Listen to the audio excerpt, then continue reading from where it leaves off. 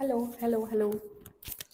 Hello everyone, how are you all? Hoo, Diksha ma'am is again ghost.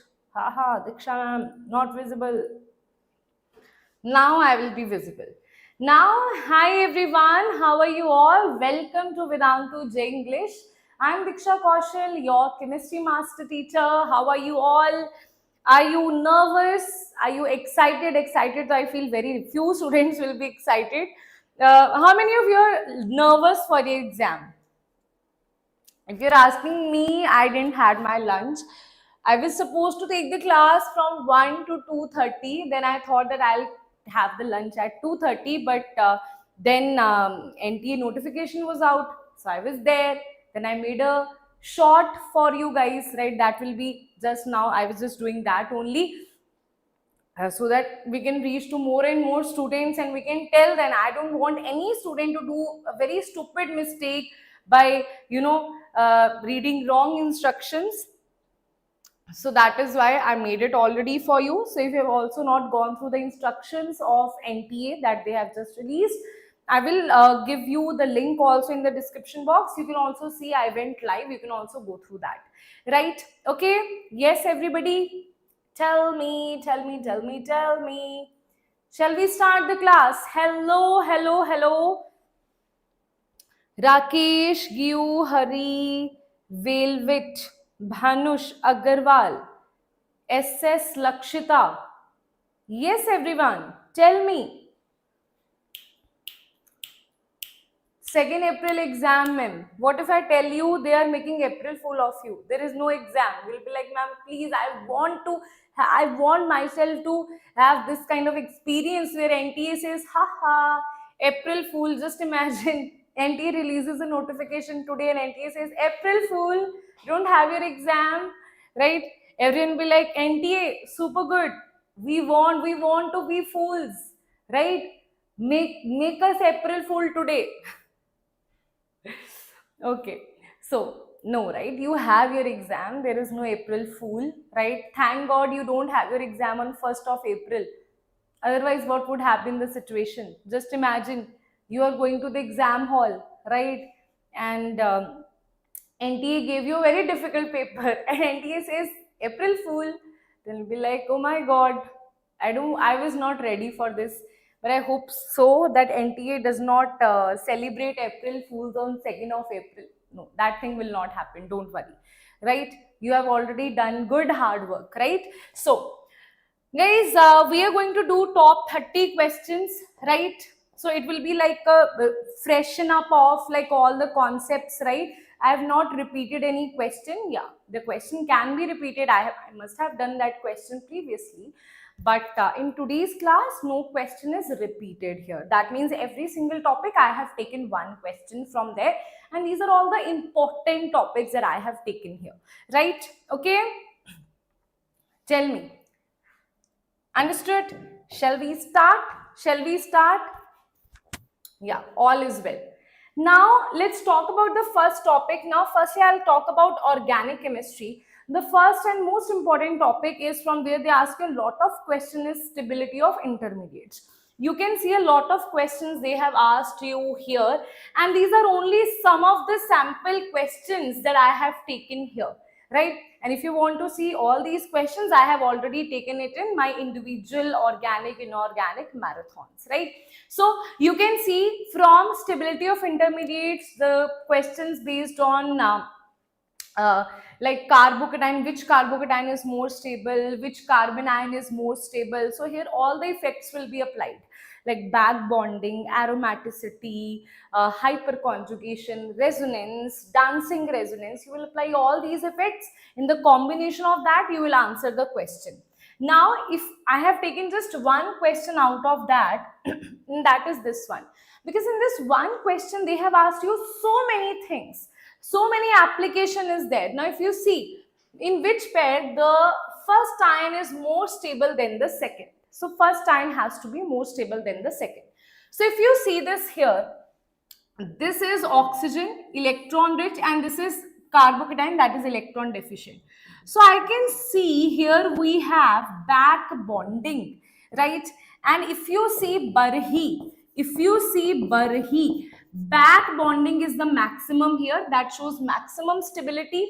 And if you see here, it is having inductive effect. This is back bonding, this is inductive effect. So definitely back bonding is higher here. So that is why definitely A is going to be more stable here. What about this thing? Here you have plus I effect. Here you have resonance. This is resonance. This is inductive effect, or you can say here you will have hyperconjugation, because this is positive, this will be alpha, there will be one alpha hydrogen, hyperconjugation.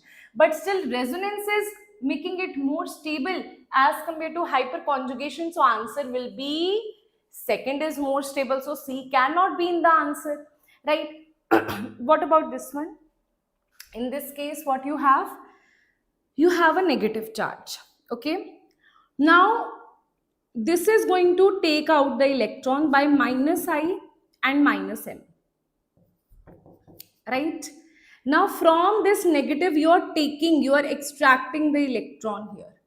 Here what you are doing, here you are giving the electron to this positive charge. Wait a minute.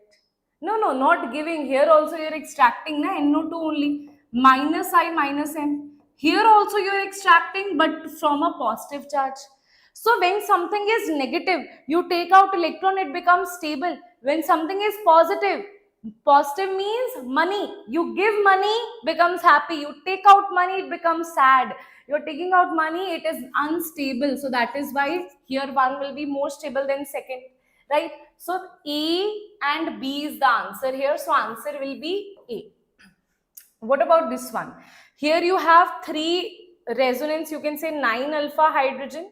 Here you will have resonance, here you will have like 6 alpha hydrogen, but here there will be one back bonding. So back bonding will make it more stable. So answer here will be second is more stable. So overall, only in case of A and B, 1 is more stable as compared to 2. So answer is A is the correct answer here, right? Next topic is acidity and basicity. Now they ask you the acidic strength, right? Write down the acidic strength of the following acids. Right? They will give you 5-6 compounds, and that is also based on the same thing, right? In acidity, you will just say acidity of any acid is directly proportional to electron withdrawing and inversely to electron donating. And if you see basicity is, what about basicity? Basicity is directly proportional to electron donating, inversely to electron withdrawing group. Okay? Acha. Now let's see some questions. Let us see one sample question based on this. So the correct decreasing order of acidic strength here. What you will do here? It depends upon how much withdrawing you are doing, how much you are taking out the electron here. So if I see this here, here you have NO2, here you have fluorine, you have CN here, and you have chlorine here. Now tell me, out of this, what is the order of its plus, what is the order of its effect here? Tell me everybody in the chat box, who will tell me about this? Who will tell me? What is the order of its minus I effect? So here you need to know the order of minus I effect here. Who will tell me the order of minus I effect? Tell me. You have Cl, you have F here, you have NO2, you have CN here. Those who remember the order, they can easily tell me what is the answer.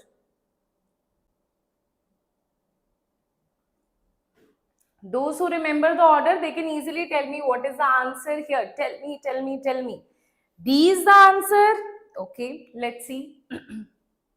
See, if I talk about acidity depends upon electron withdrawing group, right? So that means you need to write down the minus I effect here. So if I write the minus I effect, fluorine is definitely more than chlorine and they are less than all of them, right? If I see, it starts with NO2 and here you have Cl. This is the order of minus I. There is a proper series of minus I effect, right? So for here, more is the minus I, more is the acidic strain. That is why answer will be NO2, CN, F and Cl. So answer is yes, D is the correct answer here, right? Next is based on direct effects. Okay, there is no acidity, basicity. They are asking you direct questions based on what, like activates the ring. In general, hyperconjugation is this, nitration of this, or this is ortho-para-directing, this is meta-directing, activating, meta-directing, ortho-para-directing. So they are asking you about the groups. Generally, they are asking you about these things. And these are latest questions only. This is 2026 question, this is 2026 question, this is 25, 25, 25. So latest questions based on effects. So if you see this here, this is one of the question. Identify the statements. You have OCH3 and you have NHCOCH3 are activating groups. We are saying these two groups are activating groups. See, this has lone pair, so it will be showing plus M. This has lone pair, it will be showing plus M. So definitely they are going to be activating, that is true. CN and OH are meta-directing. See, I'll give you a very simple generalization here. If a group has lone pair or this group has a negative charge, it will be plus M. It will be plus M. That means activating ortho-para-directing, right? If a group has like negative charge, or this group, or I would just write it, or this group is attached to more electronegative element with the pi bond, or this group itself has a positive charge, then it will show minus M. That means it will be deactivating in nature, right? But halogens is the exception. Halogens is the exception because halogen shows minus I and plus M, where minus I is dominating, so they are ortho-para-directing, but they are deactivating. If you know all of this, you can easily answer any question based on effects, right? Now, if you see this here, this has lone pair, this will show plus M. This is C connected to pi bond with a more electronegative element, this is minus N. So this is deactivating, but this one will be activating. So this answer is activating, means this will be ortho-para-directing and this one will be meta-directing. So answer will be, this is incorrect. CN and SO3H and meta-directing, yes, because both of them shows minus M effect. They are under this category, a group S connected to double bond O, C connected to triple bond N, right? Activating groups act as ortho-para-directing, that is also correct. Generally, they act as this thing, right? This was also correct. Halides are activating. No, halides are deactivating. Reason being minus I is more than plus M. So answer will be A, C, D is the correct answer here. So A is the correct answer here, right? Okay. Yes, everybody. Now let's see the next question here, that is based on isomerism, right? Okay. A very, very frequently asked topic.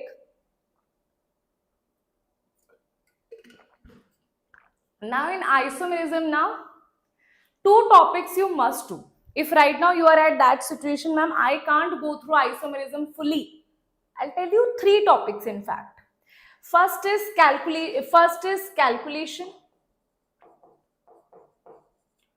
of isomers, that is direct formula.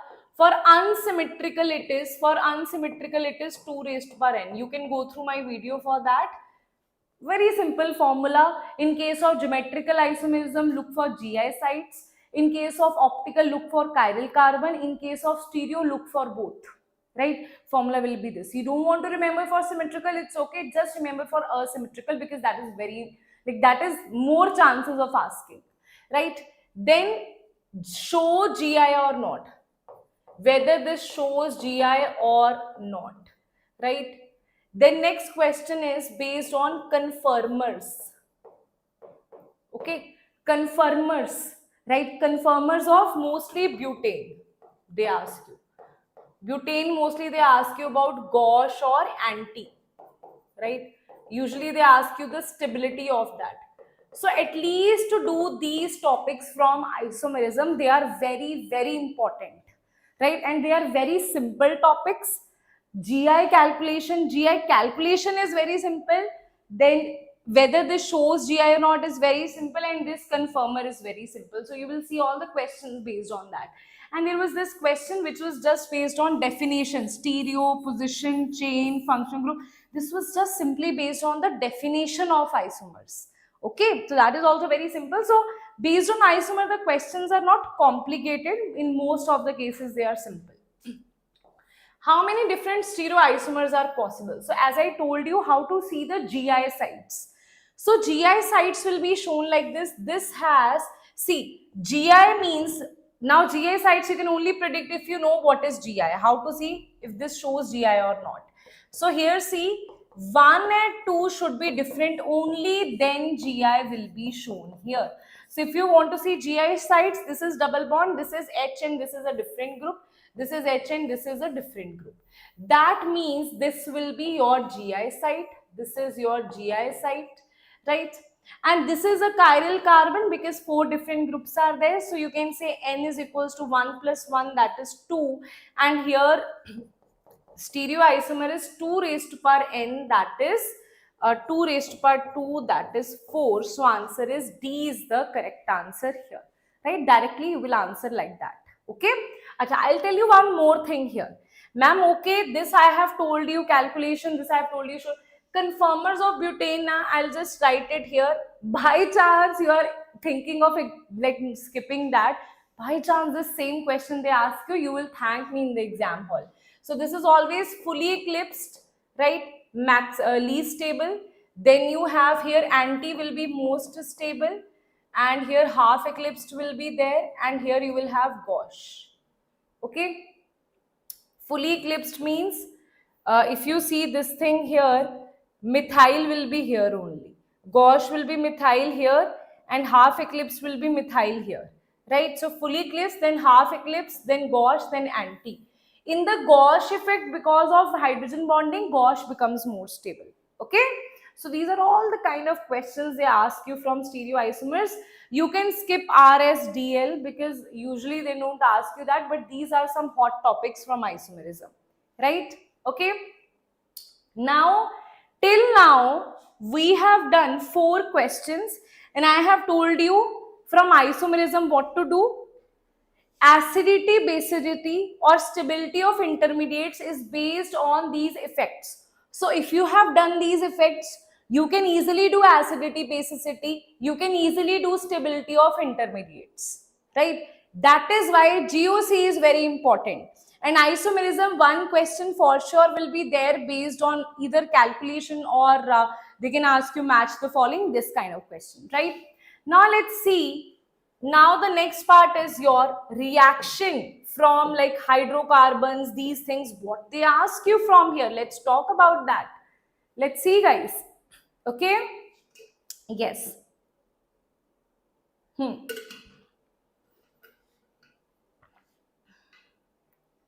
Formula is for unsymmetrical 2 raised to power n. Okay, unsymmetrical 2 raised to power n. Acha. Next is mixed reactions. Now, bacha, mixed reactions, now what we have seen in organic chemistry, they will not ask you questions like this is hydrocarbons, this is alcohol, phenol, separate question of each section. No. They will ask you mixed questions. Mixed question means there will be a hint of hydrocarbon, there will be one reaction from alcohol, phenol, one reaction from haloalkanes, some reaction from amines. But what we have seen is they are asked in the first attempt, they have asked more questions from amines, right? I believe that now they will ask more questions from aldehyde ketones and carboxylic acid. I have very strong intuition, but you know what, ma'am, should I do chapter by chapter? Not at all, right? Go through all the naming reactions, all the important reagents, right? My PDF I'll send you today on the JEE channel. My handwritten notes I will send you. I know you don't have time to go through like full lecture. I have taken the lecture also. Just day before yesterday, I have taken the lecture. If you want to do like full organic chemistry revision, go through that in class 12th class. Right? Go through that. I have taken not chapter by chapter. I have taken naming reaction, then important reagents, then distinguished test. Right? Okay, but still I'll provide you with the notes also. If it is not provided to you, I'll provide you. On the Telegram channel, I'll send some notes today. For physical chemistry, formula revision. For inorganic chemistry, for organic, I'll send you the notes. Go through that notes fully. After this class, I'll send you. Right? Okay? I'm providing you the notes. Go through that. Don't ignore those notes. Right? Very hard, by very much hard work, I have made those notes. Right? So these are all the reactions that they ask you, mixed questions. Right? Now let's see question from mixed questions.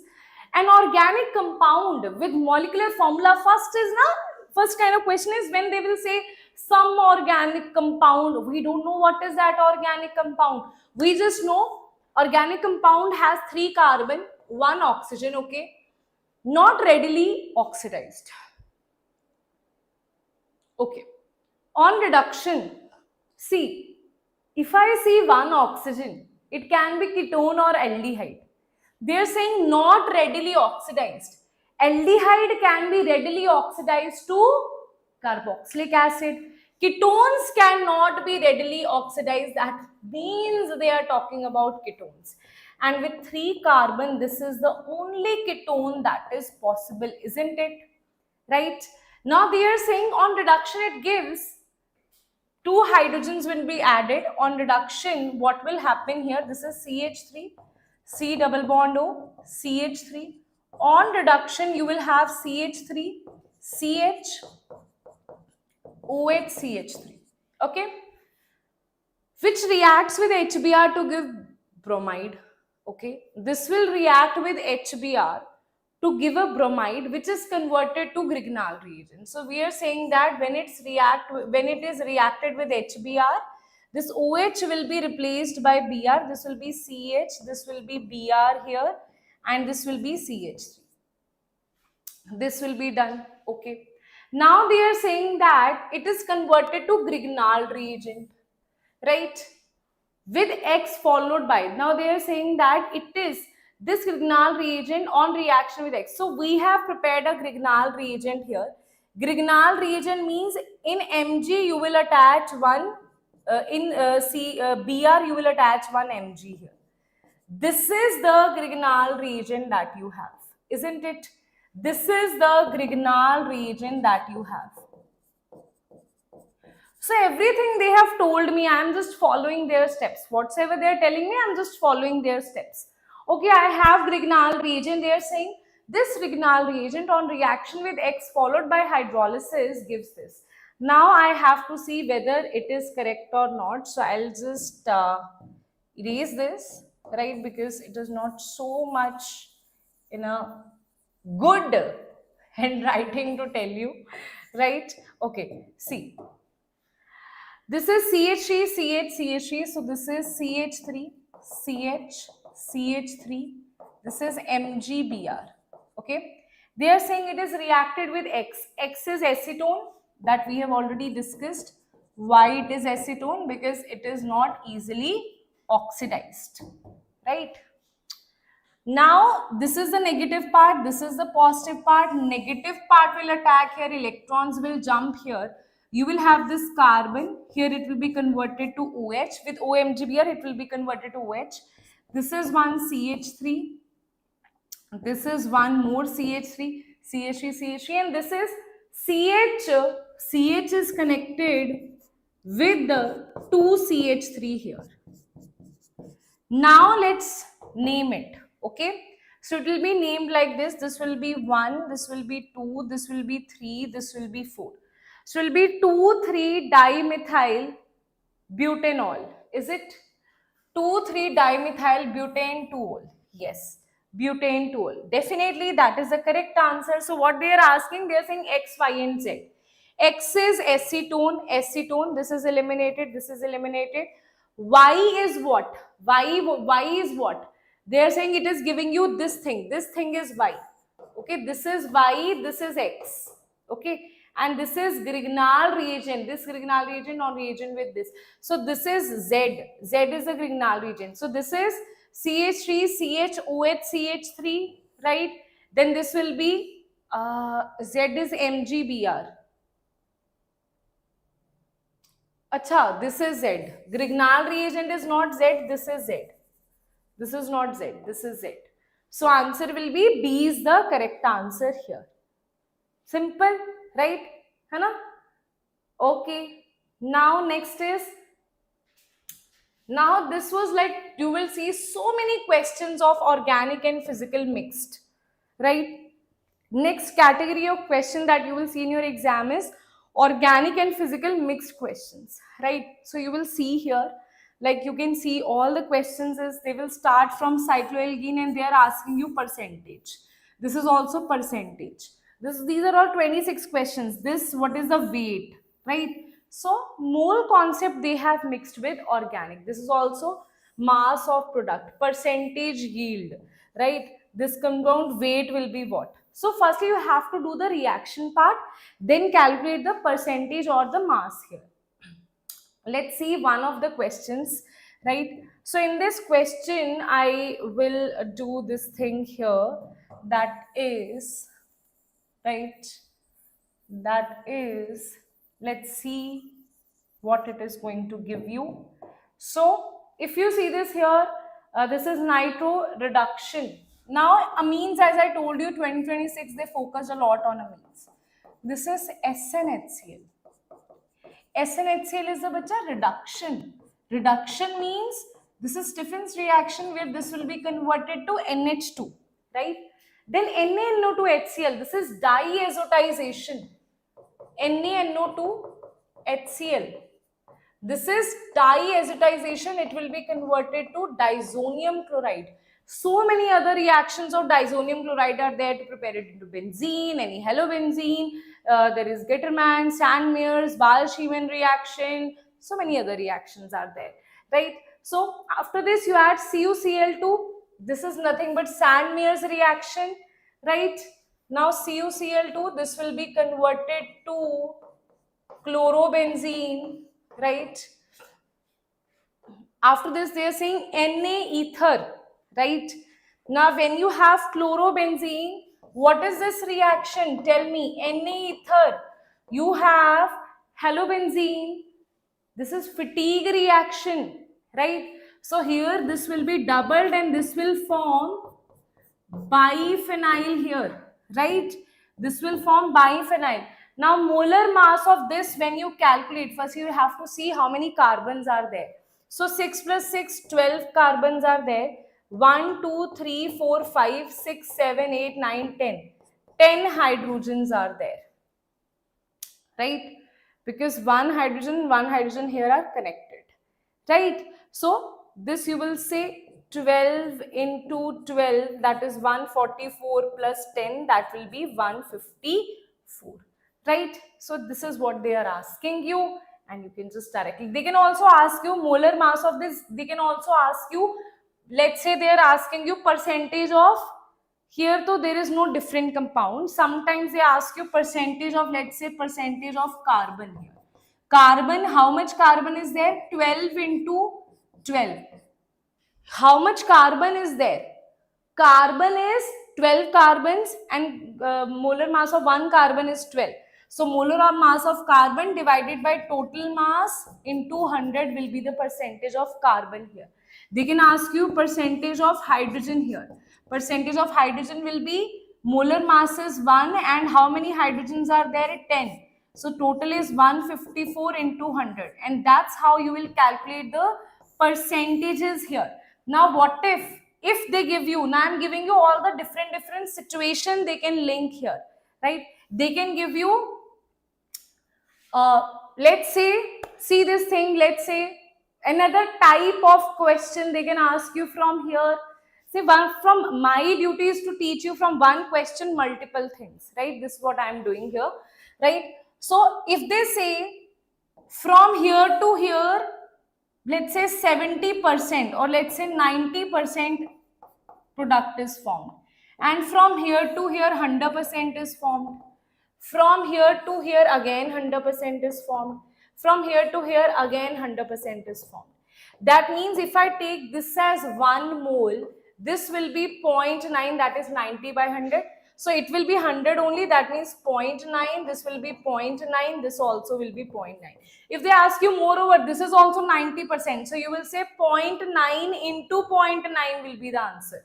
Okay, so you'll have to calculate the percentages. So now that means this will be 0.9. So now if they ask you mass here, mass will be 0.9, that means mass will be number of moles multiplied by the molar mass. Molar mass is 154.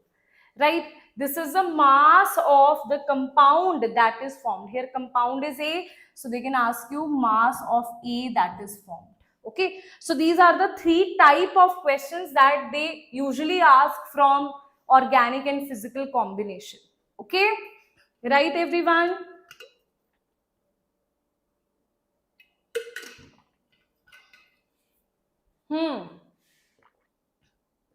Achha, next question is based on distinguished test. Now, what are the distinguished tests? They are important. First is iodoform test is a very important test. Right? Very important. Direct question can be asked from that. Then Tollens, Felling, Benedict. Now, see, they also ask you questions on Victor-Meyer test, the color of Victor-Meyer test. They also ask you questions from now ceric ammonium hydride, what will happen with this, right? Then the color of, like, let's say ceric ammonium, and they also ask you, there was one more which was giving you violet color, 2,4-DNP test, like all these things they can ask you. So one of the question here is that unsaturation, this is one of the questions, that unsaturation Bayer test has what kind of detection, right? So see, iodoform test you need to go into like full detail. Other tests, even if you know just what is the detection, right? See, iodoform, Tollens, Felling, they ask you which of the following shows, which of the following does not shows. From all these other tests, even if you know just the color appearance, just the detection, that also works. Which will give this compound, that also works. Okay. Now unsaturation, that is for Bayer's test, that is having discharge of pink color, right? So A is 4 here, A is 4 in this case and this case, so these two are already eliminated, right? Now alcoholic group is seen by cerium ammonium nitrate test, that is red color, it appears here, so answer will be B is 1 here, right? B is 1 here. So this is also eliminated. So answer is A only. Now if you talk about aldehyde group, Tollens test, that's all of us know, silver test, such an easy thing, right? Phenolic group, phenol, it will give you ferric chloride test, that will appear to be violet in color, right? So answer will be this. So answer is A is the correct answer here, right everybody? Okay. Acha, next category of compound, next category is amino acids. Now, biomolecules, what they ask you, amino acids and proteins, like favorite topic. Now, please don't ignore biomolecules. They have asked really good questions from biomolecules, right? So it's a very, very important chapter. Don't ignore it. Right, let's see what they are asking you from amino acids. They are asking you a lot of questions based on the type of amino acids that you have, which amino acid is optically active or inactive. So all these questions they have asked you. Now let's see a question based on that, the number of possible try. Now this question might seem a very tough question, but actually it's a question of maths, right? I'll tell you why. So the number of possible tripeptides formed involving alanine, glycine and valine, where no amino acid has been used more than one. So it is A, G and V. See, you have 3 things. By permutation and combination, right? How many possible arrangements are there? That will be 3 factorial.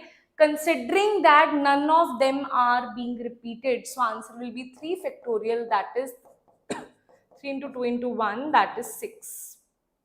So answer will be 6. So this can be easily answered based on permutation combination, but still if you want to see AGV, then AVG will be there. If you put G firstly, then it can be AV, G firstly, then it can be VA. If you put V firstly, it can be AG or it can be GA. So these are the 6 combinations that are possible. But if they give you 7, then you can't do it, like. So that is why factorial is better, right? Okay. Wait a minute. Yes. I think, oh, yeah. Okay, the next question is based on DNA and RNA of carbohydrates, right? So in this, you will see a multiple questions based on like disaccharides. You should know maltose, sucrose, lactose. What are the glycosidic linkages here? You should know the reactions here. Okay, this question is about the reactions. That glucose react with hydroxylamine, bromine, water, excess of acetic anhydride, concentrated, what it does. So these are all the reactions that they give you, right? Then these mostly what we have seen is from biomolecules, they have asked statement based questions from DNA, RNA and carbohydrates. Mixed statement based question. I'll show you one of the question, because earlier biomolecules was not like a simple questions was asked from biomolecules, but now they have asked in the Jan attempt here, they have asked really good question on this, that is JEE Mains 2026. So now let's talk about it. The correct statement out of these you have to tell: activation energy of enzyme catalyzed hydrolysis of sucrose is lower than acid catalyzed hydrolysis. During denaturation, secondary tertiary structural protein are destroyed, but primary remains intact. Nuclear. Now, this is from proteins. This is from your enzyme catalyzed of sucrose reaction.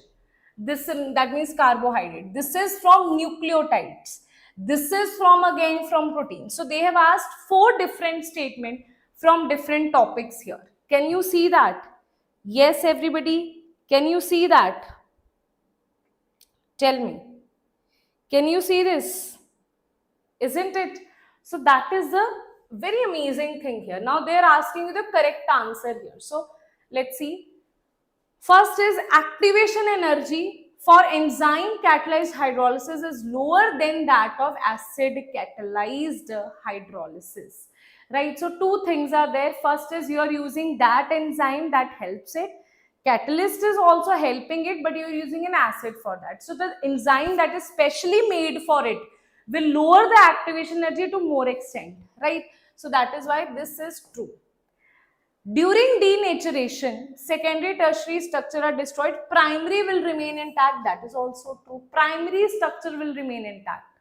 Nucleotides are, nucleotide means you have phosphate group, you have this base, nitrogen bases like ATGC and U, and you have your sugar that can be ribose or deoxyribose, depending upon whether it's DNA or RNA. They are saying joined together by glycosidic linkages between C1, C4 of pentose sugar. So 1, 2, 1, no, it will be not 1 and 4 here. That is incorrect. Okay? So actually this will not be 1 and 4. Okay? Quaternary structure of protein represents overall folding of peptide, polypeptide chain. No, that will be secondary structure. Okay? Peptide chain means amino acids. When they fold, they form secondary structure, that is alpha helix and beta plated. So this is also not correct. Okay, so answer will be A and B are the correct answers here. Is that clear, everybody? Tell me. Okay. And what are the linkages that they have? 3' and 5' carbon of adjacent sugars are connected by the phosphodiester linkages, right? Okay. Quaternary structure I already told you. All of this we have already done. Chal. Now let's talk about the next one here. That is Now we are going to move towards the quantitative analysis. Now in quantitative analysis also, it was one of the ignored topics of students, right? Like students used to ignore, like, okay, who asked purification qualitative analysis? They ask you.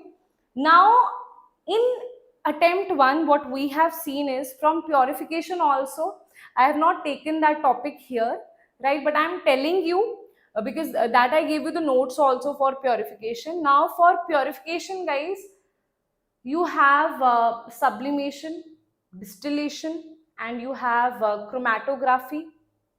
These are very important topics.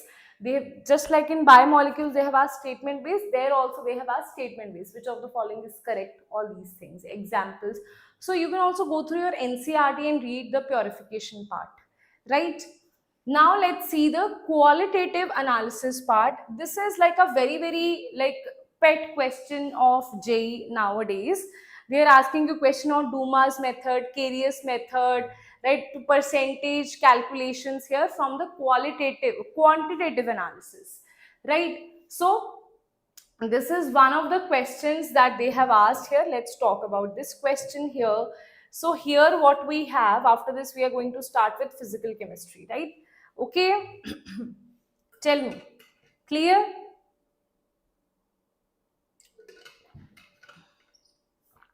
Yes. In Dumas method, this much of an organic compound this much of an organic compound means mass of organic compound is 292 into 10 raised to power minus 3 grams. Okay. Released 50 milliliter of nitrogen gas. So volume of nitrogen gas is 50 milliliter. At 300 Kelvin, temperature is 300 Kelvin. Okay. 315 mm of Hg is the pressure. P is 715 mm of Hg, right? Then aqueous tension P naught is 15 mm of Hg, right?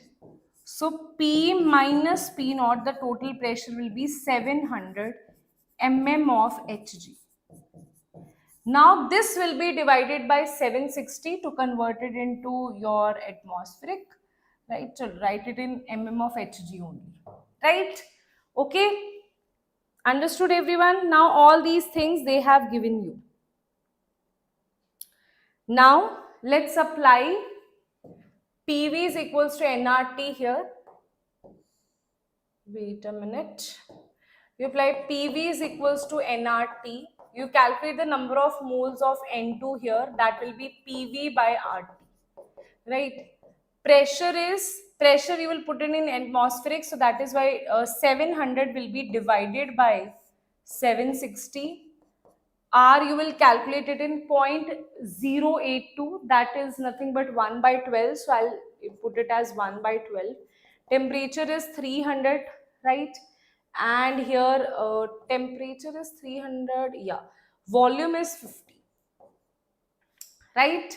Okay, tell me. Clear? So, acha, this you will calculate the number of moles here. I'm just keeping calculation on you. Acha, this also na, you will divide it by 1000, right? So all these things you will solve. This will be cancelled here, right? You will get the number of moles here, right? Now we will say that once you calculate the number of moles here, what you will have, you can just directly write here. Wait a minute. You can just directly write here. Number of moles of nitrogen will be 2 into number of moles of N2, right? And mass of nitrogen will be number of moles of nitrogen into 14, that will be 2 into 14, that will be 28 into number of moles of N.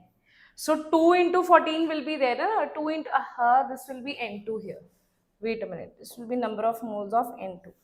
Mass of this will be number of moles of N, that is 2 into N2. So answer will be this. So mass of nitrogen is 28 into number of moles of N2. Now they are asking you the percentage of nitrogen. Percentage of nitrogen will be mass of nitrogen, that is 28 into number of moles of N2, divided by total organic compound is 292 into 10 raised to power minus 3 multiplied by 100, and this is going to be your answer here. Right, everybody? Tell me, everyone in the chat box. Is that clear? Right? Okay, these are the steps to be followed. And when you solve all of this, your percentage will come out to be 18% here. Right? I am not getting into the calculations here, right? Okay. So answer will be this one. Now let's start with physical chemistry. Let's see the questions of that physical chemistry, how they ask you, right?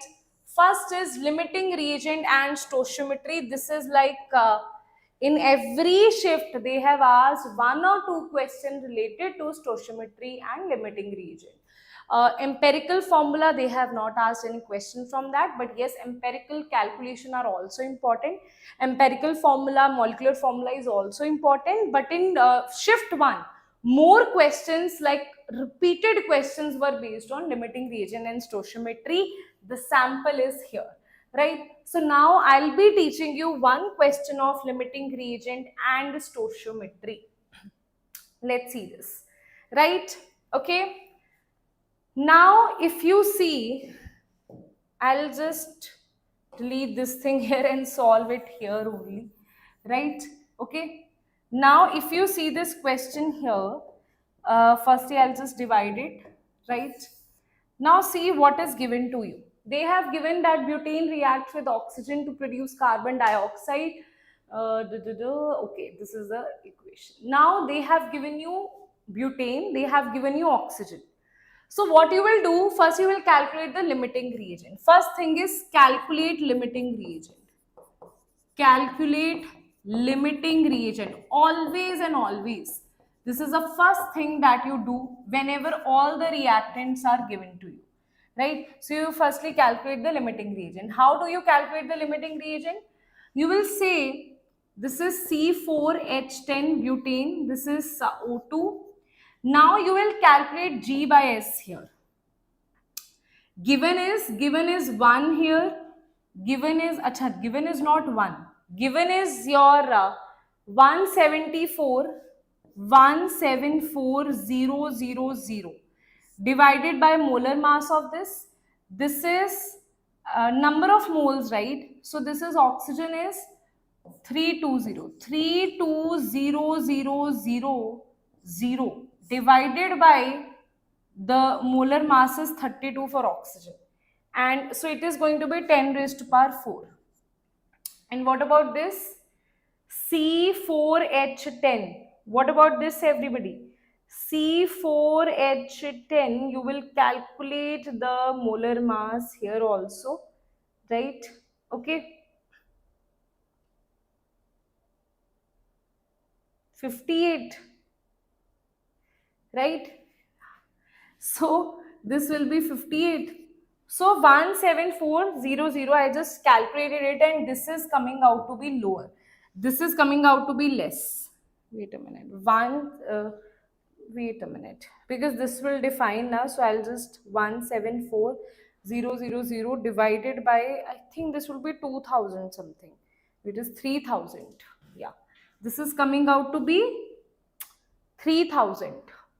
And this is what?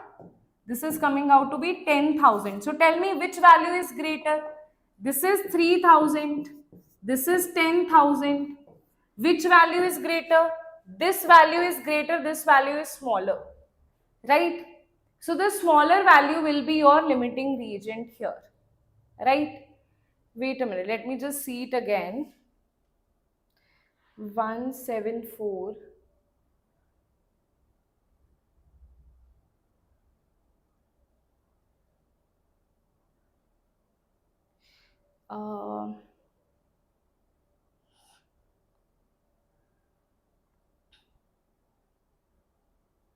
Wait a minute.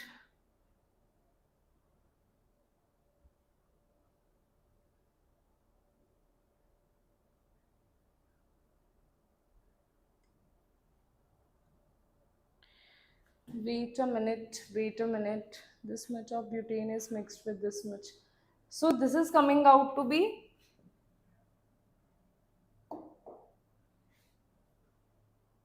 Butane.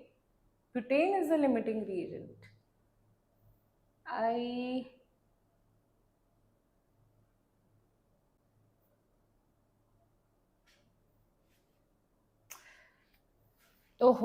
I've done that. Okay, see, because I have solved this once, no? That's why I was thinking that why it is coming out to be wrong. So this is the number of moles, okay? This is G by S. I have to divide it with the stoichiometry also.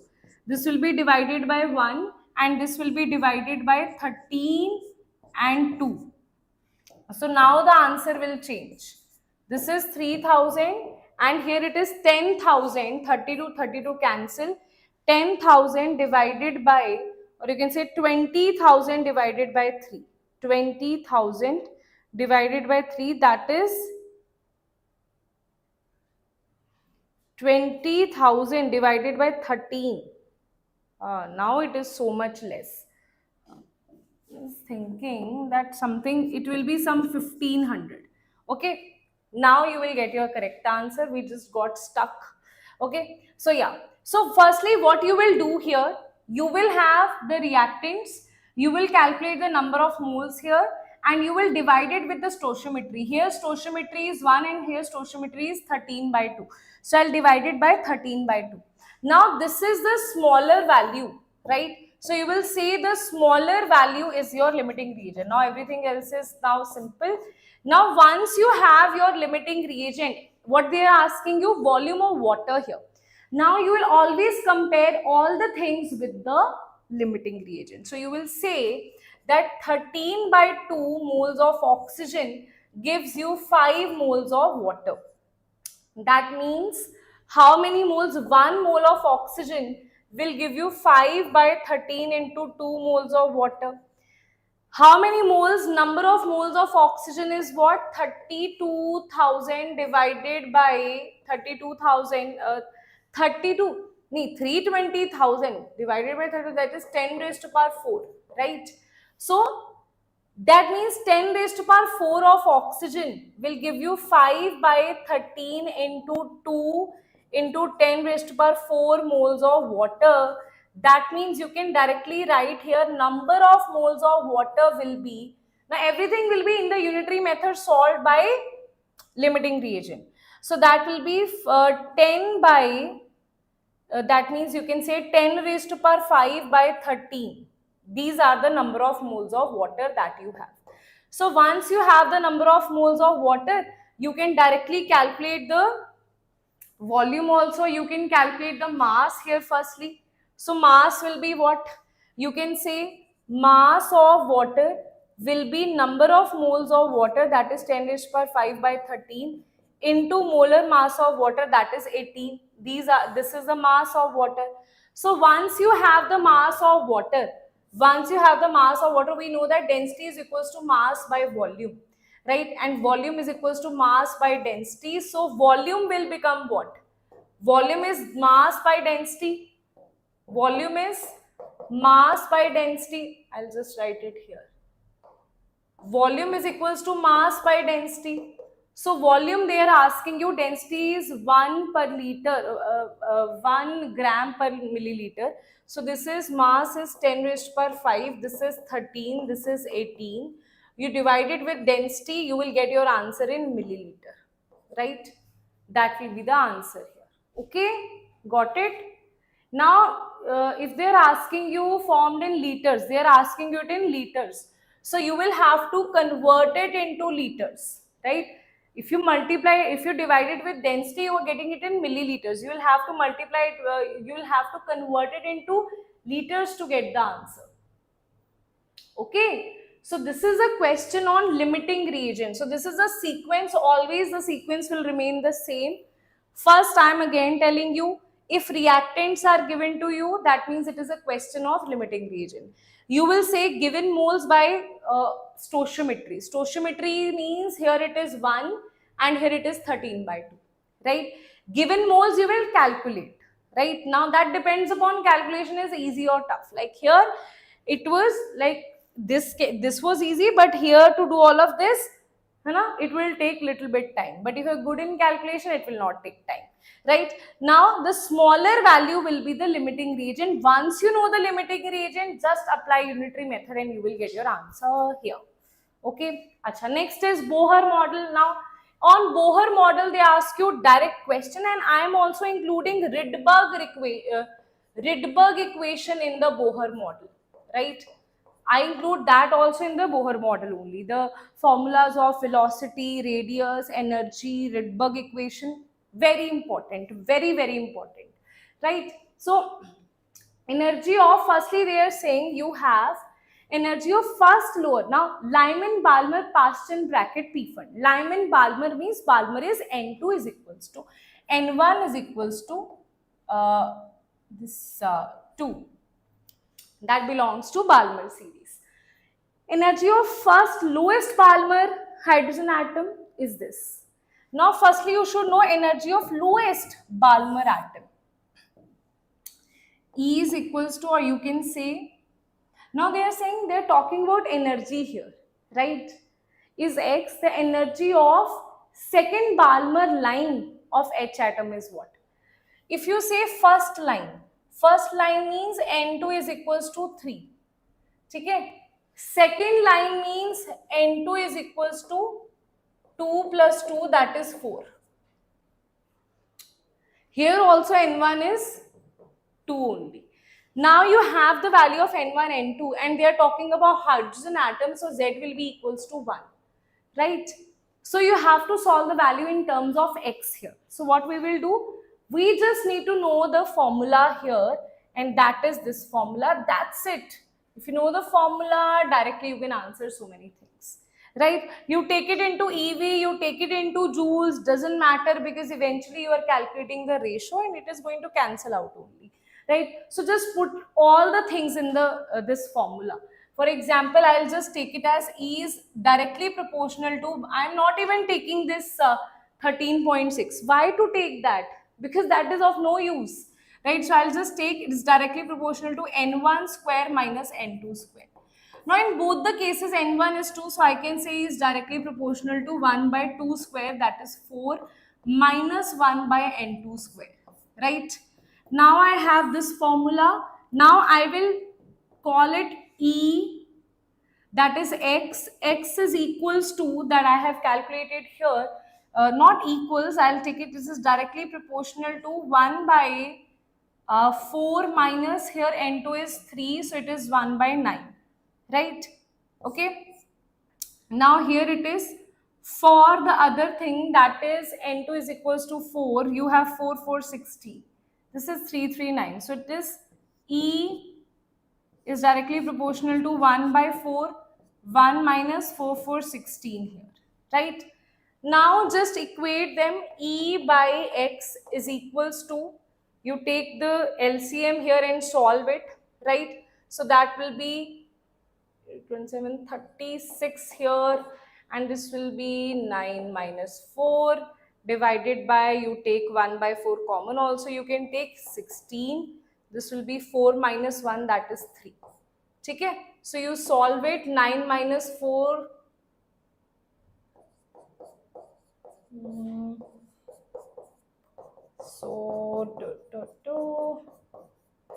Okay? Solve this and you will get your answer. Where is X here?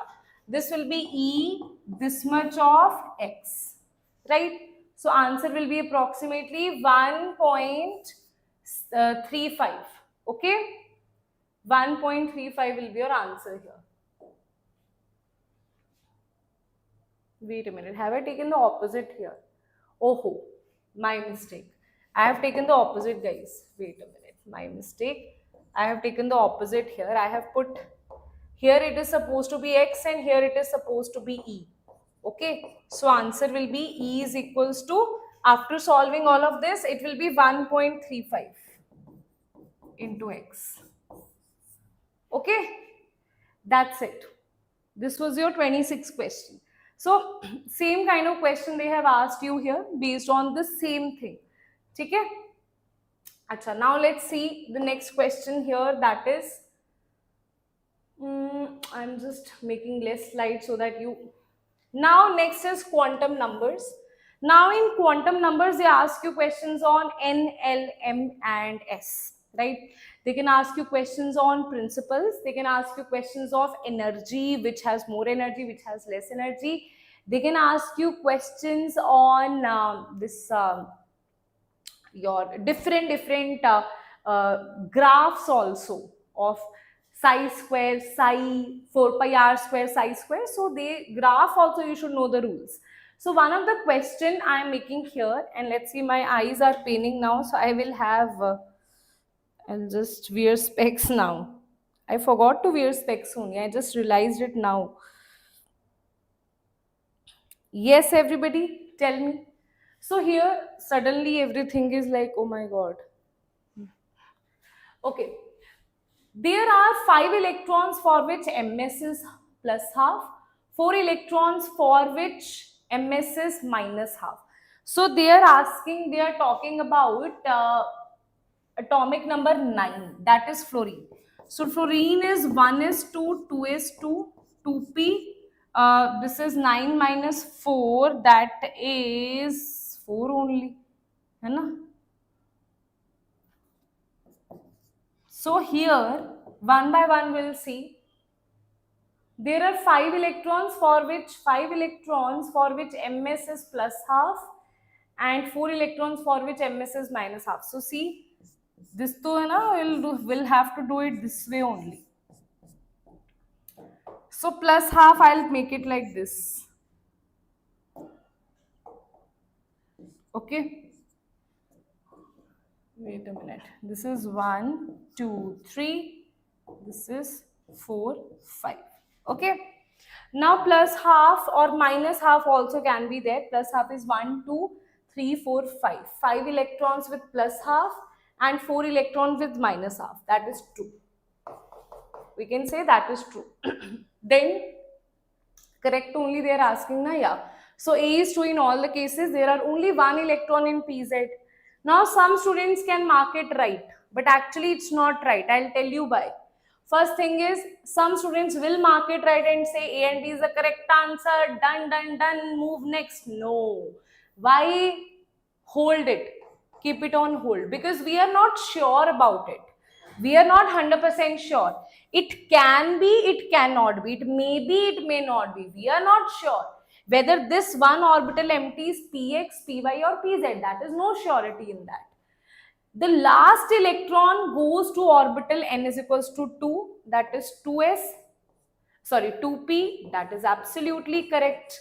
So if C is correct, then answer AC, here A is not there, so this will be cancelled. So that means this is definitely not true. Now we got the surety that we will not choose this. When you get these kind of questions, so hold it for a minute. The sum of angular nodes of all atomic number is 1. Angular nodes, see, the value of radial node is n minus L minus 1. Angular node is equals to L here, right? So here the angular node for this one is, here L is equals to 0, here L is equals to 0, and here L is equals to 1, right? The sum of angular nodes of all the atomic orbitals here. Angular nodes they are saying, now the sum of all the angular nodes. So ACD, sum of angular nodes are all the atomic number. L is 0, L is 0, L is 1, right? For all the orbitals. So for here also it will be 1, for here also it will be 1, for here also it will be 1. So sum of angular nodes will be 1, firstly it will be, this is 0 plus 0 plus 1, orbitals we are saying na, 1 plus 1, that is 3, right? So E and C. So here also students can do a mistake here by saying that this is 1. So orbitals, each orbital you have to calculate. So answer will be C is the correct answer here. Okay, everybody, tell me. Clear? Done? Let's see the next one here, that is solubility product.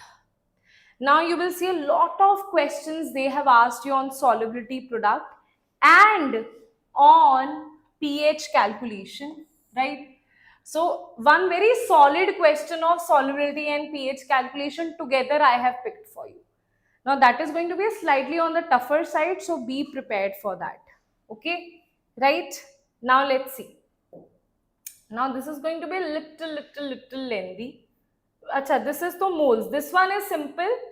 The other one is lengthy. Okay, this one is simple only. 4 moles of argon, 5 moles of PCl5. So we are saying 5 moles of PCl5, right? Introduced into a flask where it will be converted to PCl3 plus Cl2, right? This is 5 moles. Initial moles is 5, this is 0, this is 0. System is allowed to equilibrate. The equilibrium, the total pressure of the mixture was found to be 6. Okay. Acha. Let's do this, everybody.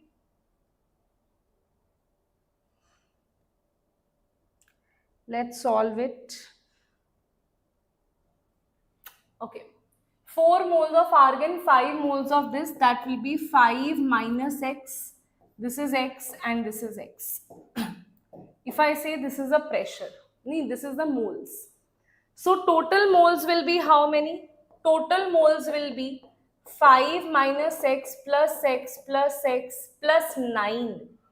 Because, plus 5 plus 4. Because 4 moles of argon are also there. So 5 plus 4 is 9 plus x. So total moles here is 9 plus x. We know that to calculate the partial pressure, I'll have to divide it by the total moles. That is 9 plus x, 9 plus x, 9 plus x. Okay. So the total pressure of the mixture was found to be 6 atmospheric. So I will just multiply it with total pressure. Right? I'll multiply it with total pressure. Now the value of the Kp, now they are saying that, wait a minute, we have to also calculate the value of x here. The system is allowed to equilibrate. At equilibrium, the total pressure of the mixture was found out to be 6 atmospheric, right? Okay. So mole fraction total pressure is that. The Kp of the reaction. There is also some more thing that is given to you.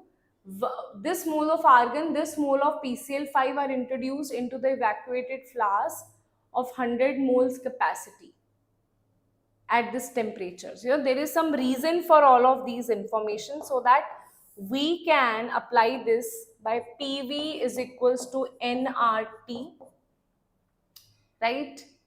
So you can calculate, you know the value of R, you know the value of T, right? Now you will apply this PV is equals to nRT here, right? Okay, let's apply it. So you have pressure total is given to be 6, volume is given to be, if it is an atmospheric, volume is where is volume? 100 liters, right? Number of moles total is n plus x. This is R, that is 0.082. Temperature is given to be 610. Now here you will calculate the value of x from here. Then you will put the value of x here. And then they are asking you the value of Kp. So this is going to be a very calculative question. Kp is going to be pressure of PCl3, pressure of Cl2 divided by pressure of PCl5. So it is going to be, firstly, let's see what is the calculation of x after all of this. When you calculate x, x will come out to be 3. Okay, so I'm just directly writing it that after all this calculation, you will get the value of x as 3. Okay, so when you get the value of x here, I'll just solve this also in terms of that.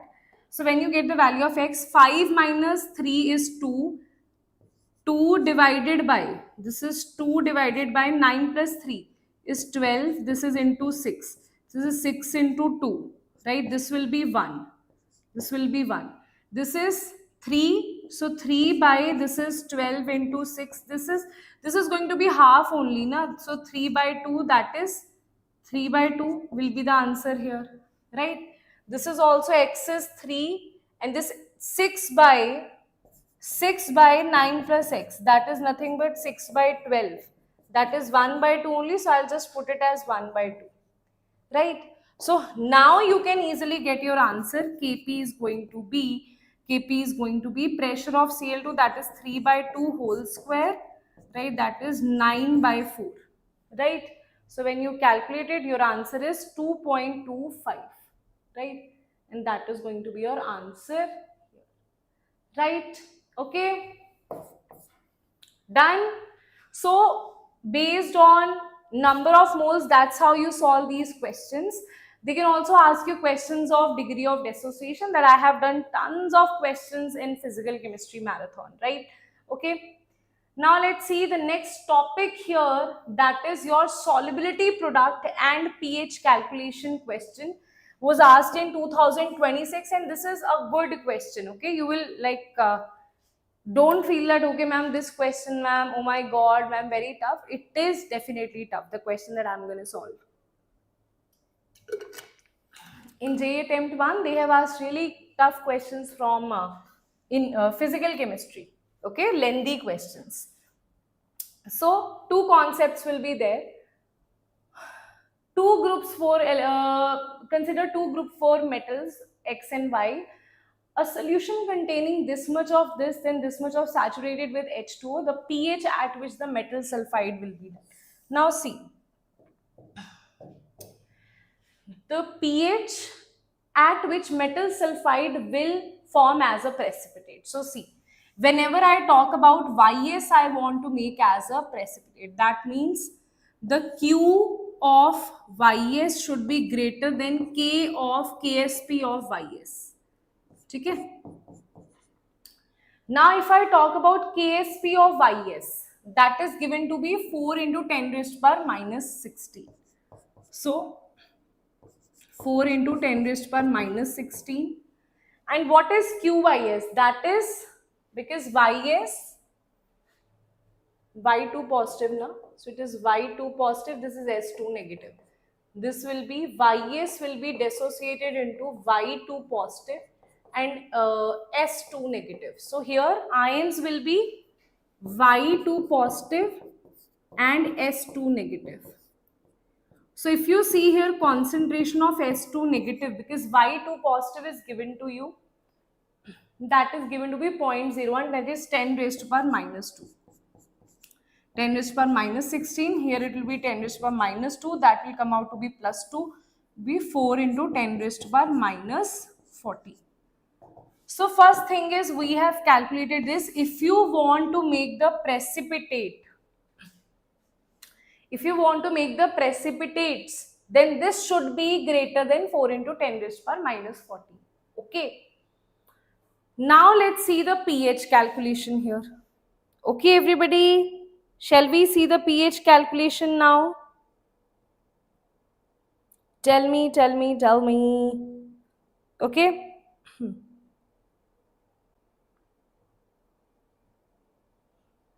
Okay. So now let's see this.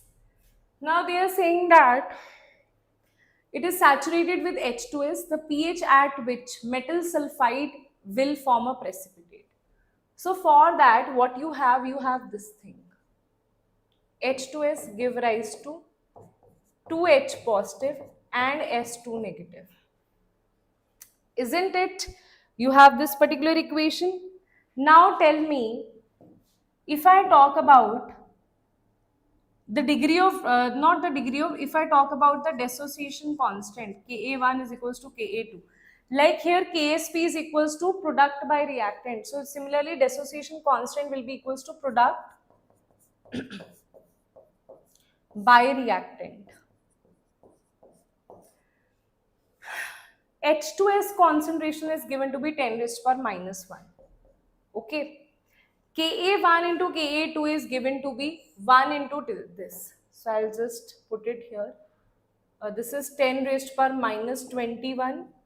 This H positive concentration only will give you the value of pH. S2 negative also I'll put it here. Till now I am not putting it here. H2S is given to be 10 raised to power minus 1. It will go there. It will become 10 raised to power minus 1 only. 10 raised to the minus 1, that will be 10 raised to the power minus 2. So here you can see this. This will become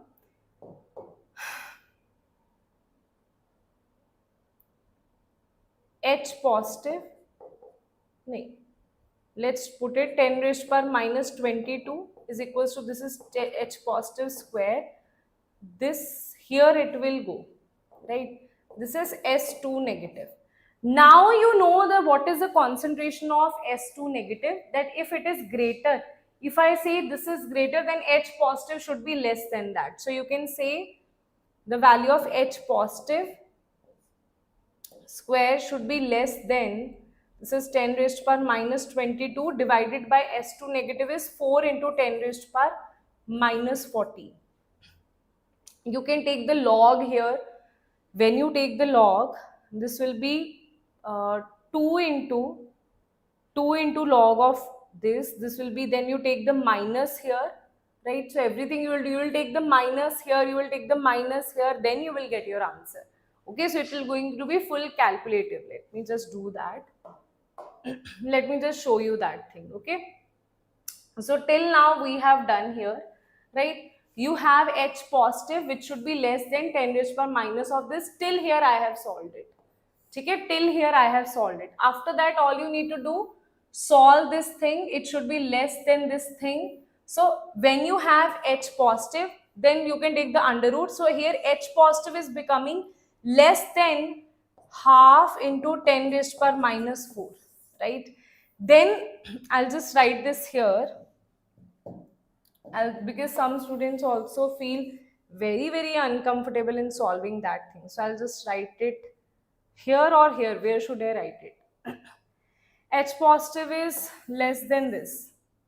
Half into 10 raised to the power this. See how you will write. See. This H positive is less than half into 10 raised to the power minus 4. Okay. Now you take negative here. This is H positive. It is negative means you will say it is greater than half into 10 raised to the power minus 4. Right? Now this minus 4, when you take the log of this, when you take log, this is pH now. So firstly you will take log. First you will take log of H positive. This log of this will be log of this will be log of 2 raised to the power minus 1 plus log of 10 raised to the power minus 4. Right? So this will be minus of log of 2. This will be minus of log of 4. Right? Log of 10. 4 into log of 10 is 1. Now you take minus on both sides.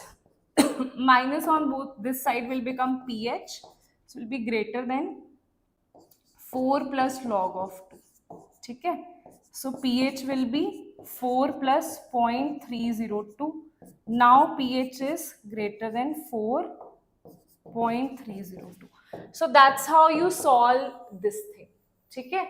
So this step is very important, right?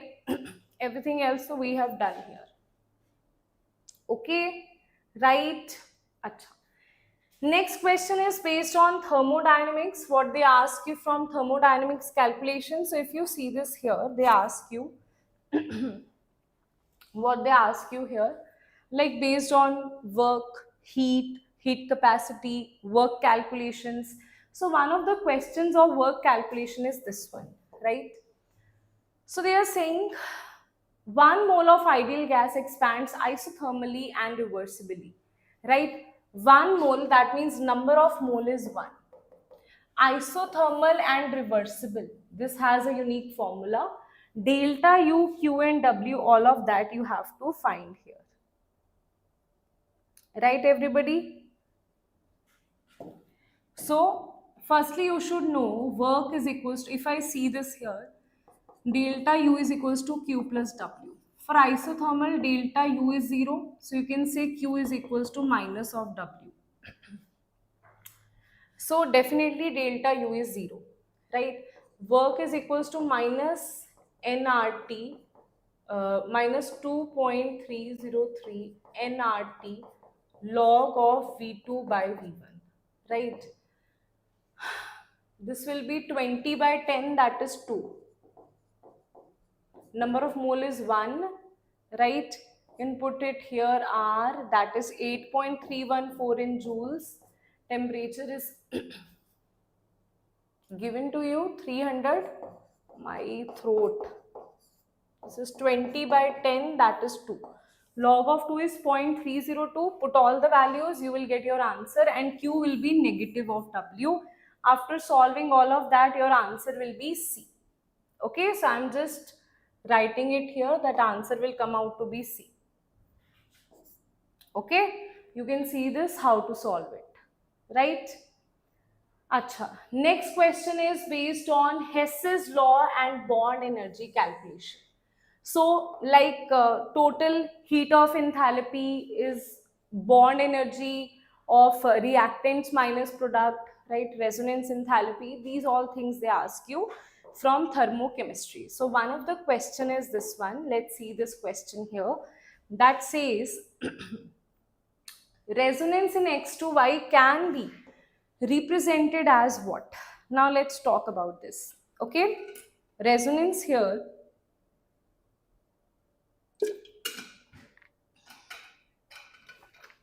can be represented like this. So wait a minute, this will be X triple bond,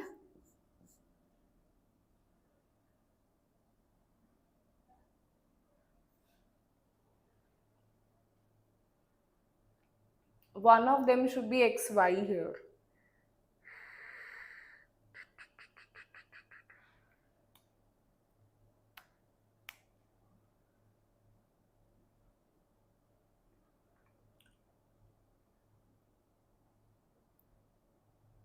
Chalo, let's see.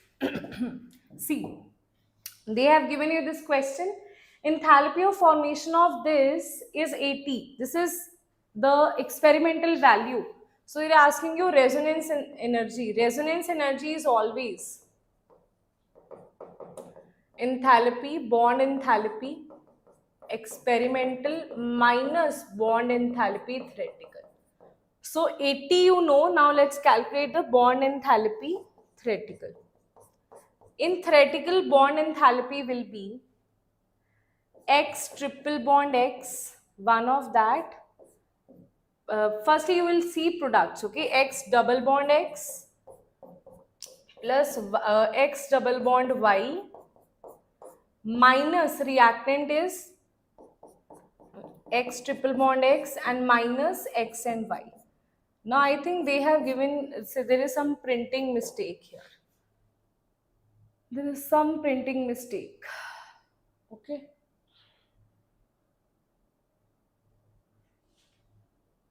Because same thing they have given double times. 940 is for triple bond, here they have written double bond here.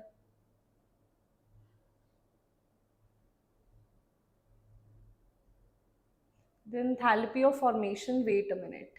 Enthalpy of formation will have Y gas.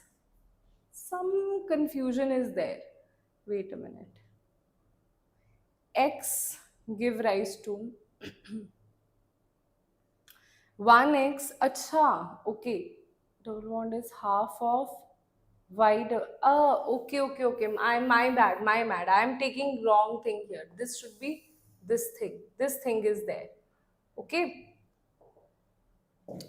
So here it should be bond enthalpy. Enthalpy of that reaction should be equals to, it should be actually delta H of reaction of experimental minus delta H reaction of theoretical.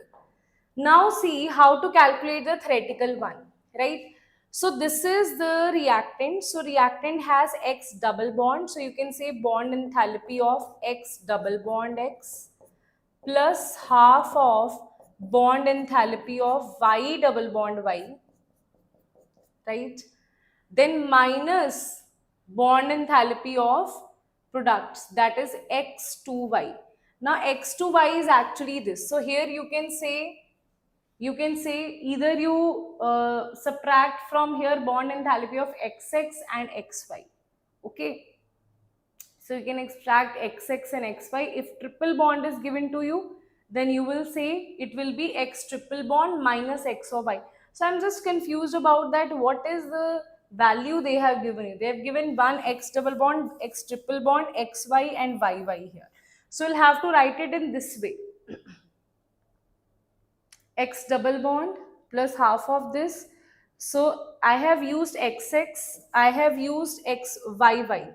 Okay, now I will use either x triple bond x or xy. So I can use this thing xx, 1 of xx minus bond enthalpy of xx, then minus bond enthalpy of xy. Okay, I think there is some confusion in the enthalpies that they have given you. You will put the values accordingly and you will get your answer. Okay, now this answer that you will get, you will put it here and you will get the answer here fully. Okay, right? I think there is some confusion with the values or some typing mistake there. Acha, next is based on solution chapter. So in solution chapter, the questions are asked on colligative property. That is the topmost question that they ask you from colligative property. So now in colligative property, the question like this, for example, element P and Q, two types of non-volatile ionizable compounds, PQ and this. When 1 gram of this compound is dissolved in 50, so this is the weight. So you can say weight of solute. So what is molality? Molality is number of moles, that is weight of solute by molar mass of solute, molar mass multiplied by weight of solvent into 1000, right? So molality is, weight is given to be 1, molar mass is, let's say, capital M. This is given to be 50. So 50 multiplied by 1000 is 1. This is going to be, this is 5, 20 by molar mass. So molarity is coming out to be 20 by molar mass. That means if you calculate the, here they are saying that calculate the TB. So they are saying that delta TB was this for organic solvent PQ. So if I say for PQ, right, delta TB is 1.176, that is equals to molality, that is 20 by M. So in case of PQ, molality, if I say this is X, this is Y, this will be X plus Y is the molar mass. So this will be molality multiplied by the Kb. So Kb will be same here because Kb is water only. So Kb will be same, right? Kb for A is 5.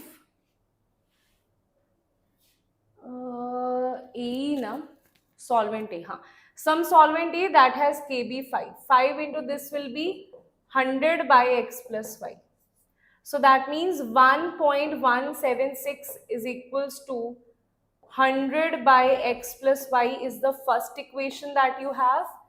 Then you will say for PQ2, that means X plus 2Y.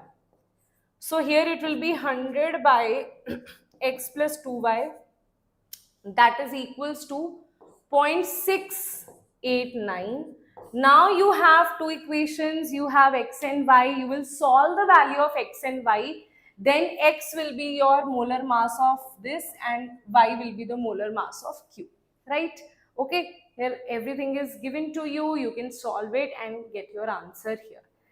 Next question, guys, is based on Nernst equation, right? Next question is based on Nernst equation. Now, based on Nernst equation, let's see what they give you. Like questions based on directly on Nernst equation or equation of E naught with K equilibrium or delta G with E naught, like these questions are asked to you. Let's see. So here it is, consider the following reaction. This reaction is given to you. So what do you do in Nernst equation? You write E cell EMF. They are saying The reaction was conducted with this ratio, the pH value, which EMF of the cell will become 0. So EMF means E cell is 0. So you will say 0 is equals to E naught cell. E naught is given to you 1.33. So you will write 1.33. Number of electrons here is 6. This is 0.06 by 6 electrons log of product by reactant. Product is chromium 3 positive twice. This is reactant is Cr2O7 2 negative, and this is H positive raised to power 14. Now chromium twice plus this is given to you 10 raised to power minus 6. So I can just directly write 10 raised to power minus 6 by, or you can say 10 raised to power minus 6 multiplied by H positive raised to power 14. Now when you solve this, you will get, this will be 1.33 equals to, this will be 0.01. When you solve the value of log here, this will become minus of 6 plus log of plus 14 into log of H positive. Okay, because this 14 will go in front. This will be log of 10 raised to power minus 6, that is minus 6 log of 10. Log of 10 is 1, so it will be here.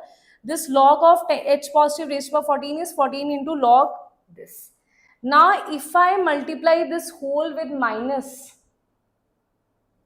if I multiply and divide it with minus log, so it will become minus of 14 pH, because pH is equals to minus of log of H positive. Okay, you take the minus here, it will be 1.33 equals to 0.01. This will be minus, this will be, you can also keep it here, 0.001, minus will be here, this will be 14 of pH plus 6. Okay, you can just solve it and you can get your answer here. Other is calculation only, right? Once you have this much, I have told you that you will go through this point here. After that, you can solve it and your answer of pH will be there. Okay, right? Okay. Acha. Now let's see, next question is based on conductance. So now conductance also very interesting question I have brought for you. Now conductance, molar conductance, degree of dissociation, limiting molar conductivity. Okay, one question was asked in 2026 only. Lot of things were here. That's why I have picked this question here, so that you know that okay, how to do this. See, the pH and conductance of weak acid was found to be 5. We are saying the pH and conductance of a weak acid was found to be 5. So if I say pH is equals to 5, that means H positive concentration will be 10 raised to power minus 5. Okay, so I'll divide it into few parts. Okay, you will also have only this much space in the exam. Acha, found to be 5. This much is the conductance. Conductance is what? Conductance is G. G is the conductance that is coming out to be 4 into 10 raised to power minus 5, right? The conductance was measured under standard condition using a cell with electrode plates having surface area 1 centimeter and at a distance of 15 centimeter. So see, G star, that is cell constant, is equals to L by A. Length is given to be 15 centimeter. This is 1 centimeter. So it will be 15 centimeter. This is cyanide. The value G and G star, you know. Now we also know that, so we'll see if we need it or not. We will need it, but still. The value of limiting molar conductivity is what? See, limiting molar conductivity they have asked you here. Okay? What I can do, some part of degree of dissociation they have used. See from where they are asking you which things, like very different things. So I know limiting molar conductivity is equals to molar conductivity at C divided by molar conductivity at infinite dilution. I also know that I know the value of H positive here. H positive for monobasic acid is initial concentration into alpha. And alpha value is nothing but alpha value is molar conductivity at C by molar conductivity at infinite dilution. So from here I can say that molar conductivity at infinite dilution will be equals to initial concentration. Have they given me initial concentration? No, they have not given me that. Okay, initial concentration is not given. This is into molar conductivity divided by H positive. Now I know the value of H positive. I don't know the value of molar conductivity. I don't know the value of initial concentration, but I know one thing, that kappa is equals to kappa is equals this molar conductance is equals to, this is equals to kappa into 1000 by molar by initial conductance. So if I write it like this here, that the value of this will be, I'll write it here, the value of this, okay. So C, this is kappa into 1000 by C will cancel, this is H positive. So I can see now here that molar conductivity is equals to kappa. Now kappa is G into G star. So I can see G into G star multiplied by 1000 divided by H positive is going to be your answer. So G is in Simon, G star is in your 15 centimeter, H positive concentration you have here. Now you can easily answer this question, right? So limiting molar conductivity will be G is 4 into 10 raised to power 5, right? G star is 10 raised to power minus 5, okay? H positive is also 10 raised to power minus 5. It will cancel out. This is 1000. 1, 2, 3. Okay, let's see if any units. And they are asking you in meter. If I have used G star in centimeter, I will get the answer in Simon centimeter square per mole. So the answer that you are getting here is 4000, and you will convert it into meter. Okay, so you'll have to convert it into meter. Why they are getting 6? 15, I have not multiplied it with 15. I have not multiplied it with 15. That's why wrong answer we are getting. Wait a minute. This is G star na, then you have this 1000, right? So 5 into 15 into 4, 60, right? That means 6 into 10 raised to power 4, right? Now this is in meter, centimeter square. You will convert it into meter and answer will be 6. Okay, you will divide it and you will get the answer here. Tell me, is that clear? So answer will be 6 here, because this thing is in centimeter. So I mean centimeter square per mole. So you will convert it in meter. Answer will be 6 divided by 10 raised to power 2 square, right? Okay, done. So it is a very interesting question. They have not asked you anything directly. To know this thing only, how to relate limiting molar conductivity to these things is itself a very good question. Okay, so they have asked these kind of question in 2026 JAR attempt. So be ready to use this much brain in the exam, right? Now next is first order kinetics. What kind of question they have asked in first order kinetics? Either they can ask you a numerical question, graphical question on that, right? So let's see. This one question is, which is related to rate of disappearance also. So it was not a very lengthy question. Both the reactions are started at this. The rate of these reaction is this, are same. So this is the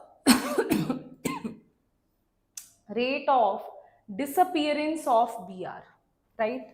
We know that rate of reaction of second reaction is equals to first reaction, and rate of reaction of first reaction is equals to second reaction, they are saying, and second reaction is equals to, in terms of Br, it will be minus 1 by 5 delta Br negative by delta T.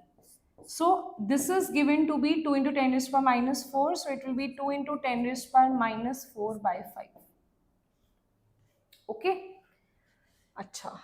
So you can write it as 4 into 10 raised to power, this becomes 10, 10 raised to power minus 3. Right.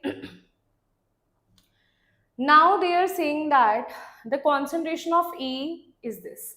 Now this rate is also equals to of 1. What is the rate of 1? Rate of 1 is rate constant raised to power A raised to power 1.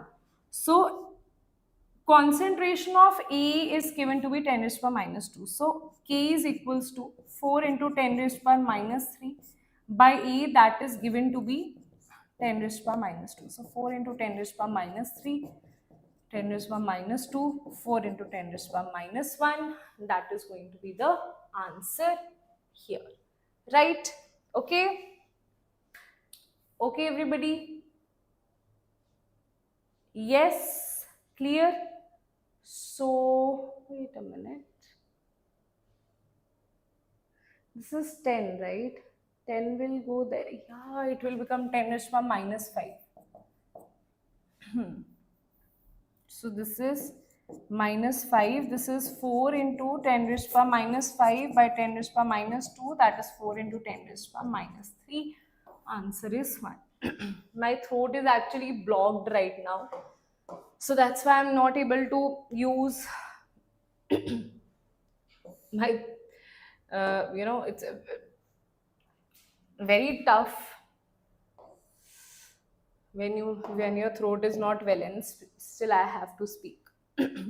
Okay? Yes.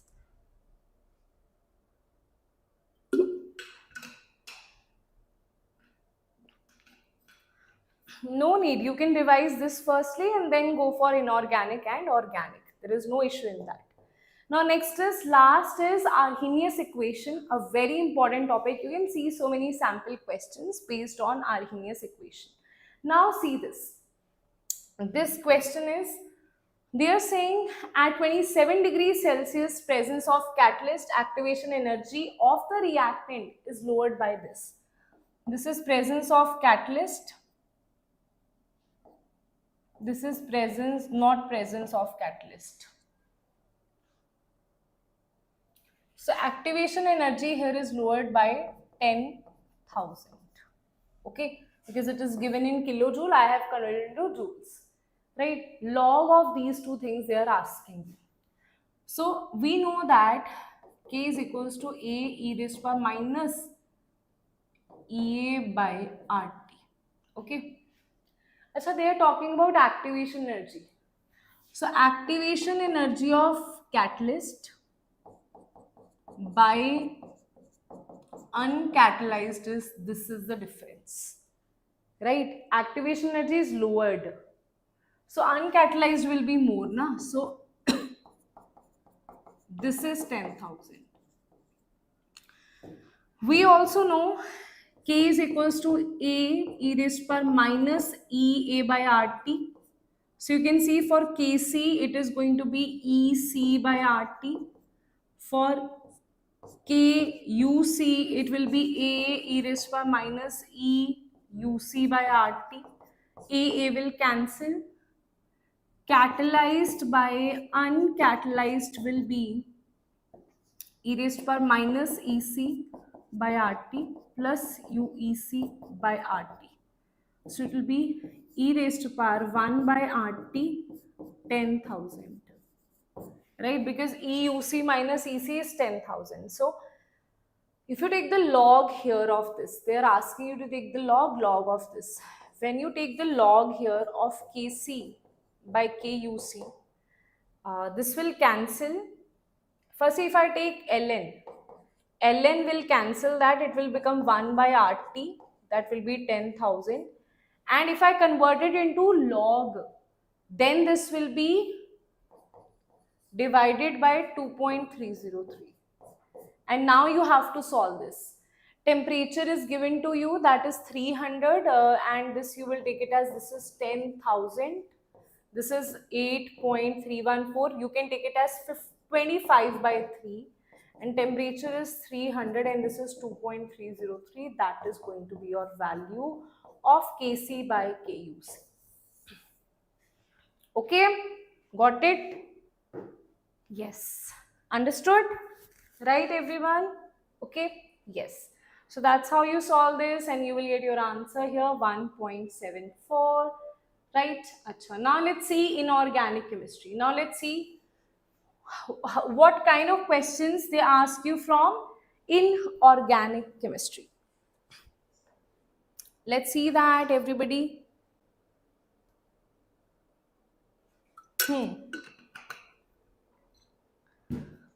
Okay?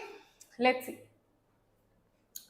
Inorganic, guys, first is your coordination chemistry. From coordination chemistry, the top hotspot question is magnetic moment. They ask you question on magnetic moment, shape, not shape, basically they will give you any inorganic compound, coordination compound. They will ask you the hybridization, the paramagnetic, dimagnetic character, or the geometry, whether it's tetrahedral, square planar, or octahedral. Right? Hybridization can be sp3 dsp2 or sp3d2 or d2sp3. Right? For example, we have this question here. Hybridization shape. So this is 2026 question. Hybridization shape and spin only magnetic moment of this compound here is this. Now they are asking you whether it is correct or not. Right? So just do it fast. Let's do it fast, everybody. Ready?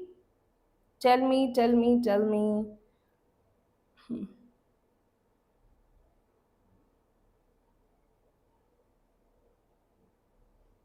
Shall we do it? Let's do it. So here in the first case, you have CO. I'll just solve it here. CO cobalt. This is CO3. This is CO, kya? This is CO3 2 negative. It is CO3 2 negative, then thrice. And if here it is, wait a minute, this is cobalt, this is CO3. If this is thrice, this is actually 3, so it will be 3 negative. So x minus, this will be 6 is equals to minus 3, x is equals to plus 3. Right? Now, in this case, x is equals to plus 3 mean carbonyl, cobalt, which has 4s2 3d7. 3 electrons gone means it will be 3d6. Right? So 3d6 means here carbon auto is a strong free ligand. So here what will happen here? 1, 2, 3, 4, 5, 6. You will be left with D2sp3. Wait a minute. Carbonato, that is a negative ligand. That is a weak field. That is a weak field ligand. This is a weak field ligand, right? So that is why it will be 1, 2, 3, 4, 5, 6. And you will be left with sp3d2. And there will be 4 unpaired electrons, so magnetic moment will be 4.9. That is absolutely correct. Similarly, you will solve it for this one. Similarly, same you will do it here.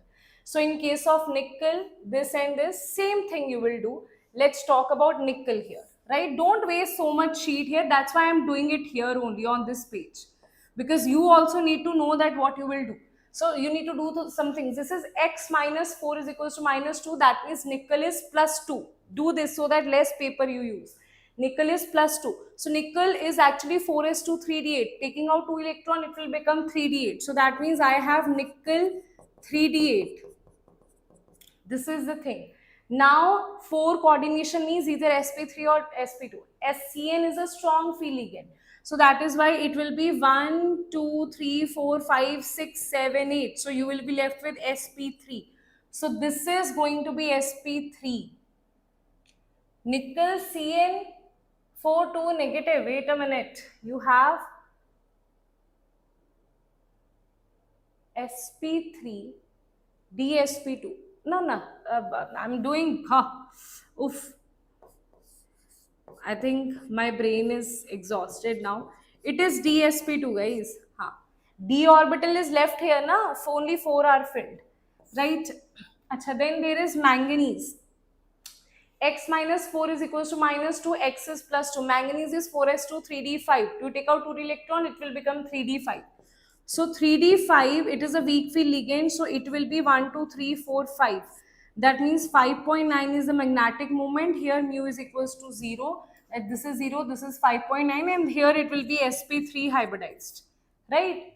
Acha. What about this one? X minus 6 is equals to minus 3. That means X is equals to plus 3. In cobalt, it is 4s2, 3d7. You take out 3 electrons, cobalt 3 positive will be 3d6. Now, this is a weak field ligand. So, 1, 2, 3, 4, 5, 6.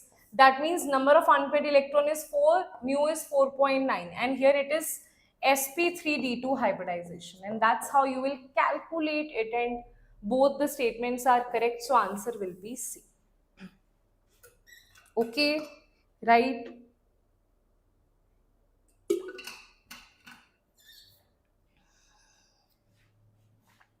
Done? Done? Achha. So next is guys VSEPR theory. Now VBT VSEPR theory of chemical bonding. Here they ask you the shapes and geometries of molecules. Shapes, geometries, how many lone pairs, like this is a must question. 100% this question will be there in your exam, right? So let's see. This is you have to compare. Now this is like how many structures here. Firstly, let us see. Now after that we are going to start the exceptions. 4, 5, 6, 8 structures, right? So let's see. Some structures eventually some of them will be on your tips only, right? But still I'll tell you how to solve it, right? So I'll tell you very fastly how to solve it, okay? Because we don't, in the exam, we don't have that much time. Okay, so how to do this fast? Xenon has 8 outermost electron with noble gases. Out of this will be forming multiple bonds here with oxygen. So 1, 2, 6 electrons are occupied. So that means 2 electrons are left. That means there is 1 lone pair. So 1 lone pair plus 3 sigma bond means 4. That means sp3. So this is sp3. You know what? Out of these, this is the only sp3 here. So definitely A will be 2. And A is 2 in these cases. Acha, but they are asking you the shape. Wait a minute. We have not done it yet. Wait a minute. This is sp3. They have not written anything that which will be the match. Like, do I have to match the shape or what? So, xenon will have a shape with 1 lone pair and 3 double bond here. That is a pyramidal shape. Pyramidal shape. Okay. NH3 also is going to be 1 lone pair here. This, so we all know this is also pyramidal shape. Tetrahedral geometry with sp3. Correct. So E is definitely 2. That means this cannot be the correct. Now if I talk about B. B is 1, B is 3. What will be the answer? Most probably B should be 3, but still B is 3 only. If you have done enough examples, you know B is 3. Okay, but still we will solve it. Xenon is 8 electrons. Fluorine means 2 electrons. It is 2 bond. It is forming with fluorine. So 2 are occupied.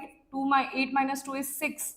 6 by, if 6 electrons are unshared, that means 3 lone pairs are there. So 3 lone pair plus 2 bond pair is 5. 5 means sp3d. That means it will have xenon, lone pairs, trigonal bipyramidal. This is 1, this is 2 lone pairs, right? 3 lone pairs, right? And 2 fluorines here. So it is having a linear shape. And this is the hybridization. In iodine also you have the same thing. I3 also you have the same thing. If you want to solve it, I'll tell you how to solve it later on. Firstly, let's see xenon. This is 8. 8 minus 4 electrons here and 2 electrons here, 6. That means 2 electrons. 2 means 1 lone pair. So 1 lone pair plus 4 sigma is 5. Again, it is also sp3d. But here it will be xenon, 1 lone pair. This is one fluorine here, and double bond, right? Actually, it will not be like this. Electronegative element, it will be double bond O, fluorine and fluorine, right? So it will be seesaw. This is also seesaw. It's a very famous seesaw shape. Okay, so definitely C is 4. C is 4, that is for sure. B is 3, that is for sure. So answer should be 1. Okay, sorry, answer should be C. If you know little bit also, you can do it, right? But still, if I have to solve all of them, how I'll do? This is 8 minus 2 electrons for oxygen and 4 for this. Again 6, 1 lone pair will be there. 1 lone pair plus 4, 5, 6, 6 this. Wait a minute. 1 lone pair plus 5 bond pair. 5 sigma is 6. So that means 6 means sp3d2. That means it should be octahedral, octahedral with the structure xenon, double bond oxygen, 1 lone pair, fluorine. This is square pyramidal, and this is very famous square pyramidal structure. Okay, that's how you do this, right? Okay, done. Chal. Now let's see the next one. Now, bacha, next are from all the exceptions here, right? Like so many exceptions they will ask you from here, right? They will ask you, this question is actually from your, this question is not supposed to be here, right? These are the questions from K2CR2 O7 and MnO2. That also I have bought the examples of that as well, right? Okay. Now let's see the questions on exceptions. Only 5 more questions, 6 more questions, only the exceptions are left, right? Let's see that. Let's see that, everybody. Okay, let's see. So first is chlorine, carbon, oxygen, nitrogen, fluorine is correct order in terms of first ionization enthalpies. Ionization enthalpies increases, but no, this is carbon, nitrogen, oxygen, fluorine. But nitrogen, because it has 2s2, 2p3, because of its half-filled configuration, this will have more ionization enthalpy, hence order will be carbon, then oxygen, then nitrogen, then fluorine. That is true, right? Then sulfur, selenium, tellurium, polonium, oxygen is correct order in terms of magnitude of electron gain enthalpy. Now in this case, it is supposed to be decreasing down the group. It should be usse tepo. It should be like this, group number 60. But oxygen has least. Why? Because it has very small size, and electronic repulsions will be there. That is why the tendency to accept the electron will not be there. So both the statements are true here, right? Both the statements are true here. Achha, now let's see the next one here. The correct trend in the first ionization enthalpy of third period of the periodic table is what? The correct trend of first ionization enthalpy, yes, of third period is what? Right, third period. Now in third period, you have like aluminium, silicon, sulfur, phosphorus, right? So now in this case, what you do, along the period, what happens? Ionization enthalpy increases, right? So that is why order is going to be 13, 14. Then you have, this is very important, that here it is going to shift. I'll tell you why. This is group number 13, this is group number 14, this is group number 16, and this is 15, and this is 17. You know why there is this slight change here? Reason always is the same, because in the case of group number 15, you have this you can say half-filled configuration here. That means 2p or whatever p3 orbital will be there. It will be ns2. I can just write it as ns2 NP3, because of its half filled stabilization, this is going to be more than 60, right? So answer will be B is the correct answer here, right? Achha. Now let's see the next question. In period 4, now these kind of questions are like done in seconds. That is why you need to go through all of this. Now if you have never done that, then it is impossible to do this.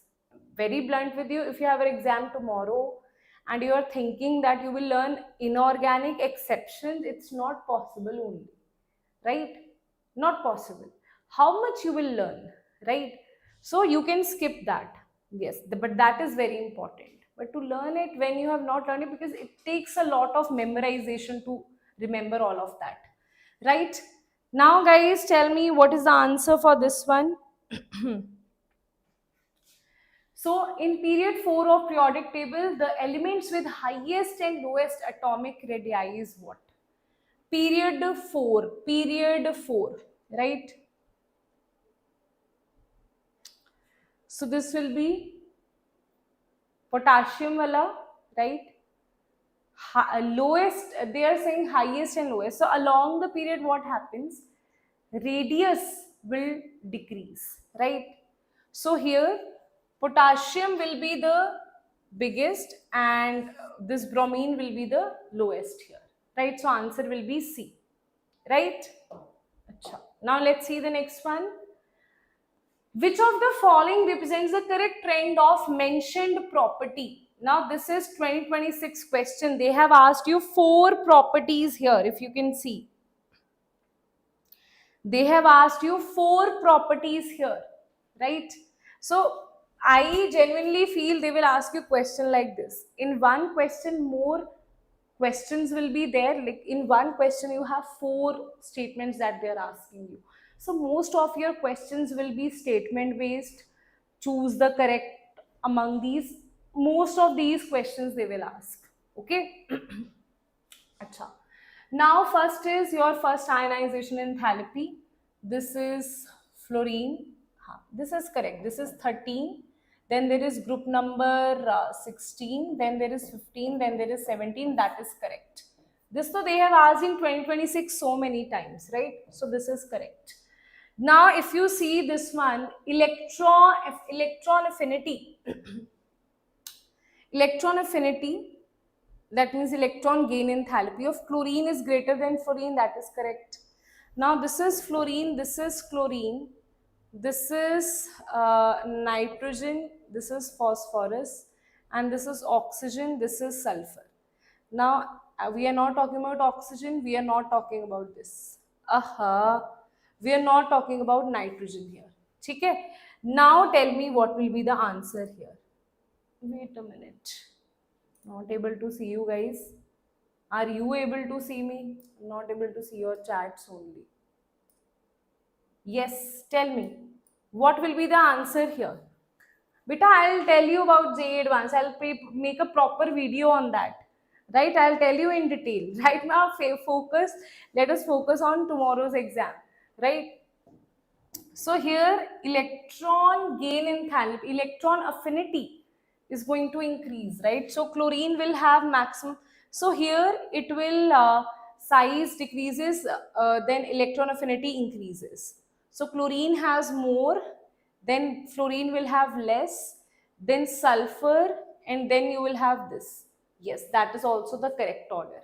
Okay, because if you see along the period it is definitely decreasing, it is definitely increasing here, right? Because size is decreasing, and down the group it is size is increasing, it is down the group size is increasing, so this will be decreasing, right? But here what will happen? This will be the exception. Okay? Along the period, you know that because size is decreasing, so and this will be increasing, right? But here you know this is the exception that fluorine is less than chlorine, so that's why here you will have fluorine. Okay? Acha, what about this one? You have metallic character. Now if you see along the period, metallic size is increasing. So along the period, see, here it is metallic, here it is non-metallic. So non-metallic character is increasing. So first you need to place these elements. This is aluminium, here you have magnesium, here you have potassium, here you have boron, right? So here what you can see, potassium has more, see, magnesium will have more as compared to aluminium. Here it is in second and it is in 13 group.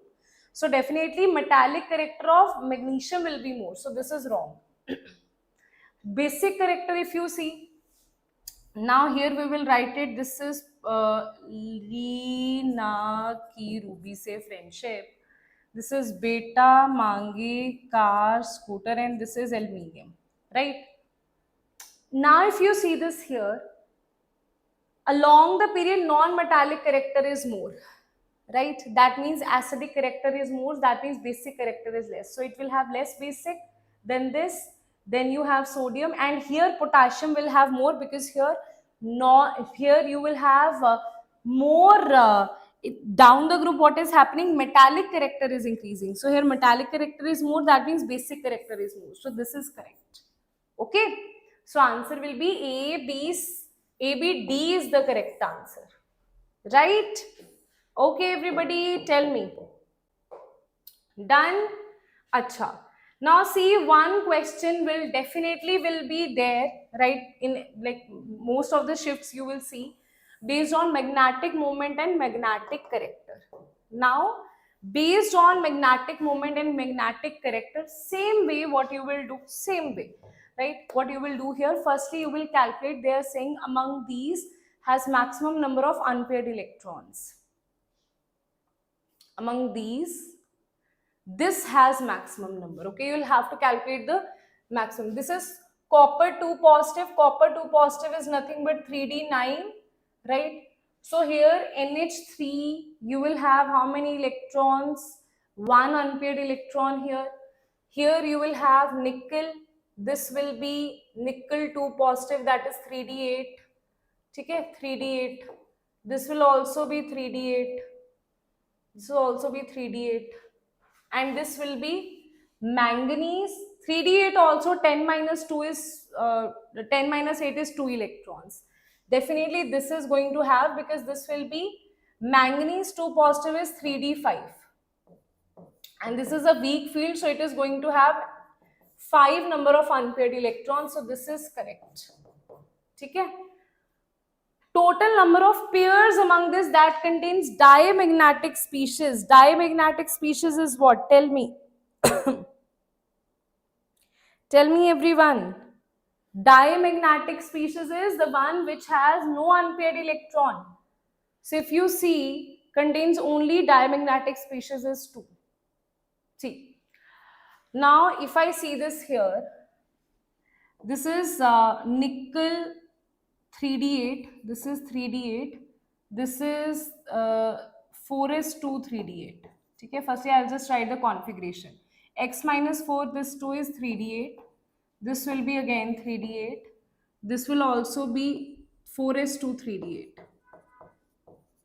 I think this will be false, this will be 3d8. So now if you see diamagnetic species that has all the unpaired electrons, okay, that does not have any unpaired electron. Here this is weak field, so this will have unpaired electrons, so this is not possible. Here if you see NiCN, this is strong field, so it will be diamagnetic. Here this is also diamagnetic, whether it's strong field or weak field, it will always be full 10 electrons here, so D will be filled here. In this case, one pair to we got. This is a pair where both are diamagnetic. This is again weak field. Again in this case, you will have unpaired electron. That means 1, 2, 3, 4, 5, 6, 7, 8. So here also 2, here also 2 unpaired electrons. So only one species there. So statement 1 is true, B is false. Okay? Now earlier they used to ask question like very simple. They will give you 1 or 2 compounds. Now they have asked statement based here also. Right? So here also they have asked statement based question. Right? Okay, Achha, now last question of today, that is based on KMNO4 and K2CR27, right? KMNO4 and K2Cr2O7. Now let's see that. Now in KMNO4 and K2Cr2O7, your preparation, everything, they ask you question on that, right? This is your last question of today. Let's see how many of you can answer this. Let's see how many of you can answer this. Or shall I give you this the homework? Kya what I'll give you for homework now. Okay. So the geometry of both manganate and this is tetrahedral, that is correct. Oxidation state of manganate in this, and this is +7 +6. Wait a minute. In manganate it is K2MnO4, that is MnO4. This will be, they have given opposite here. This is supposed to be +6 and this is +7. So they have given opposite here, right? Oxidation of this by peroxide disulfate gives manganate ion as final product. Oxidation of Mn2 positive salt by peroxide disulfate gives manganate ion as the final product. So I'll just show you the reaction here. Wait a minute. So we have done, wait a minute. See, if this is your peroxide disulfate ion, when you react it with this, you get permanganate ion here. Okay? So here what they are saying manganate ion. So that is also not correct. Manganate ion is para and permanganate is di. Now manganate ion is this one. It has permanganate is di because all the 7 electrons you will take. So this is di and this will be para. Manganate is para, that is correct. Okay. Acidified permanganate ion reduces oxalate, nitrate and iodate ions. Now see, it does not reduce everything here, right? So if you see oxalate, nitrate and iodine, so you can't say all of these things are reduced by this. So answer, this will be false here. So answer is A and D is the correct statement here, right? Again, you can see earlier they used to ask like reaction based question on that, like 2 reactions they will ask, but now they are asking like 5 statement. Out of that you have to pick correct or incorrect here. So in 2026 they have asked from organic and inorganic, match the following statement based question. Statement based means they will give you like 5-6 statements, ask you which of the following is correct or incorrect, right? Okay, that's how they will do it, right? In physical, I feel now the level of physical, I think it will be like normal, and organic or inorganic level you might feel that will have, I feel inorganic level will be slightly up, right? Okay, yes, chalo. Okay, yes, I'll definitely give you the analysis of paper, don't worry, here only, right? Okay, yes. So now I will see you all at 8 p.m. today, right? Now let's discuss about like just a talk, a casual talk, 10-minute talk we will have, like normal things we will discuss.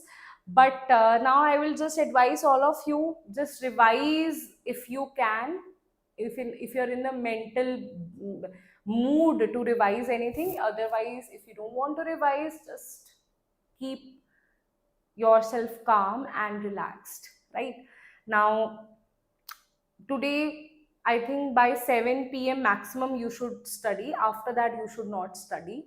After that just relax your mind and take a good sleep. Yes ma'am, I really want to study, I really want to revise. Okay, you can revise up to like 9 p.m., not after that. By 9 p.m. you should sleep. Those who have their exam 9 or 10 p.m. you should sleep, right? And wake up in the morning. Don't revise anything in the morning, it's a request. Please don't revise anything in the morning, right?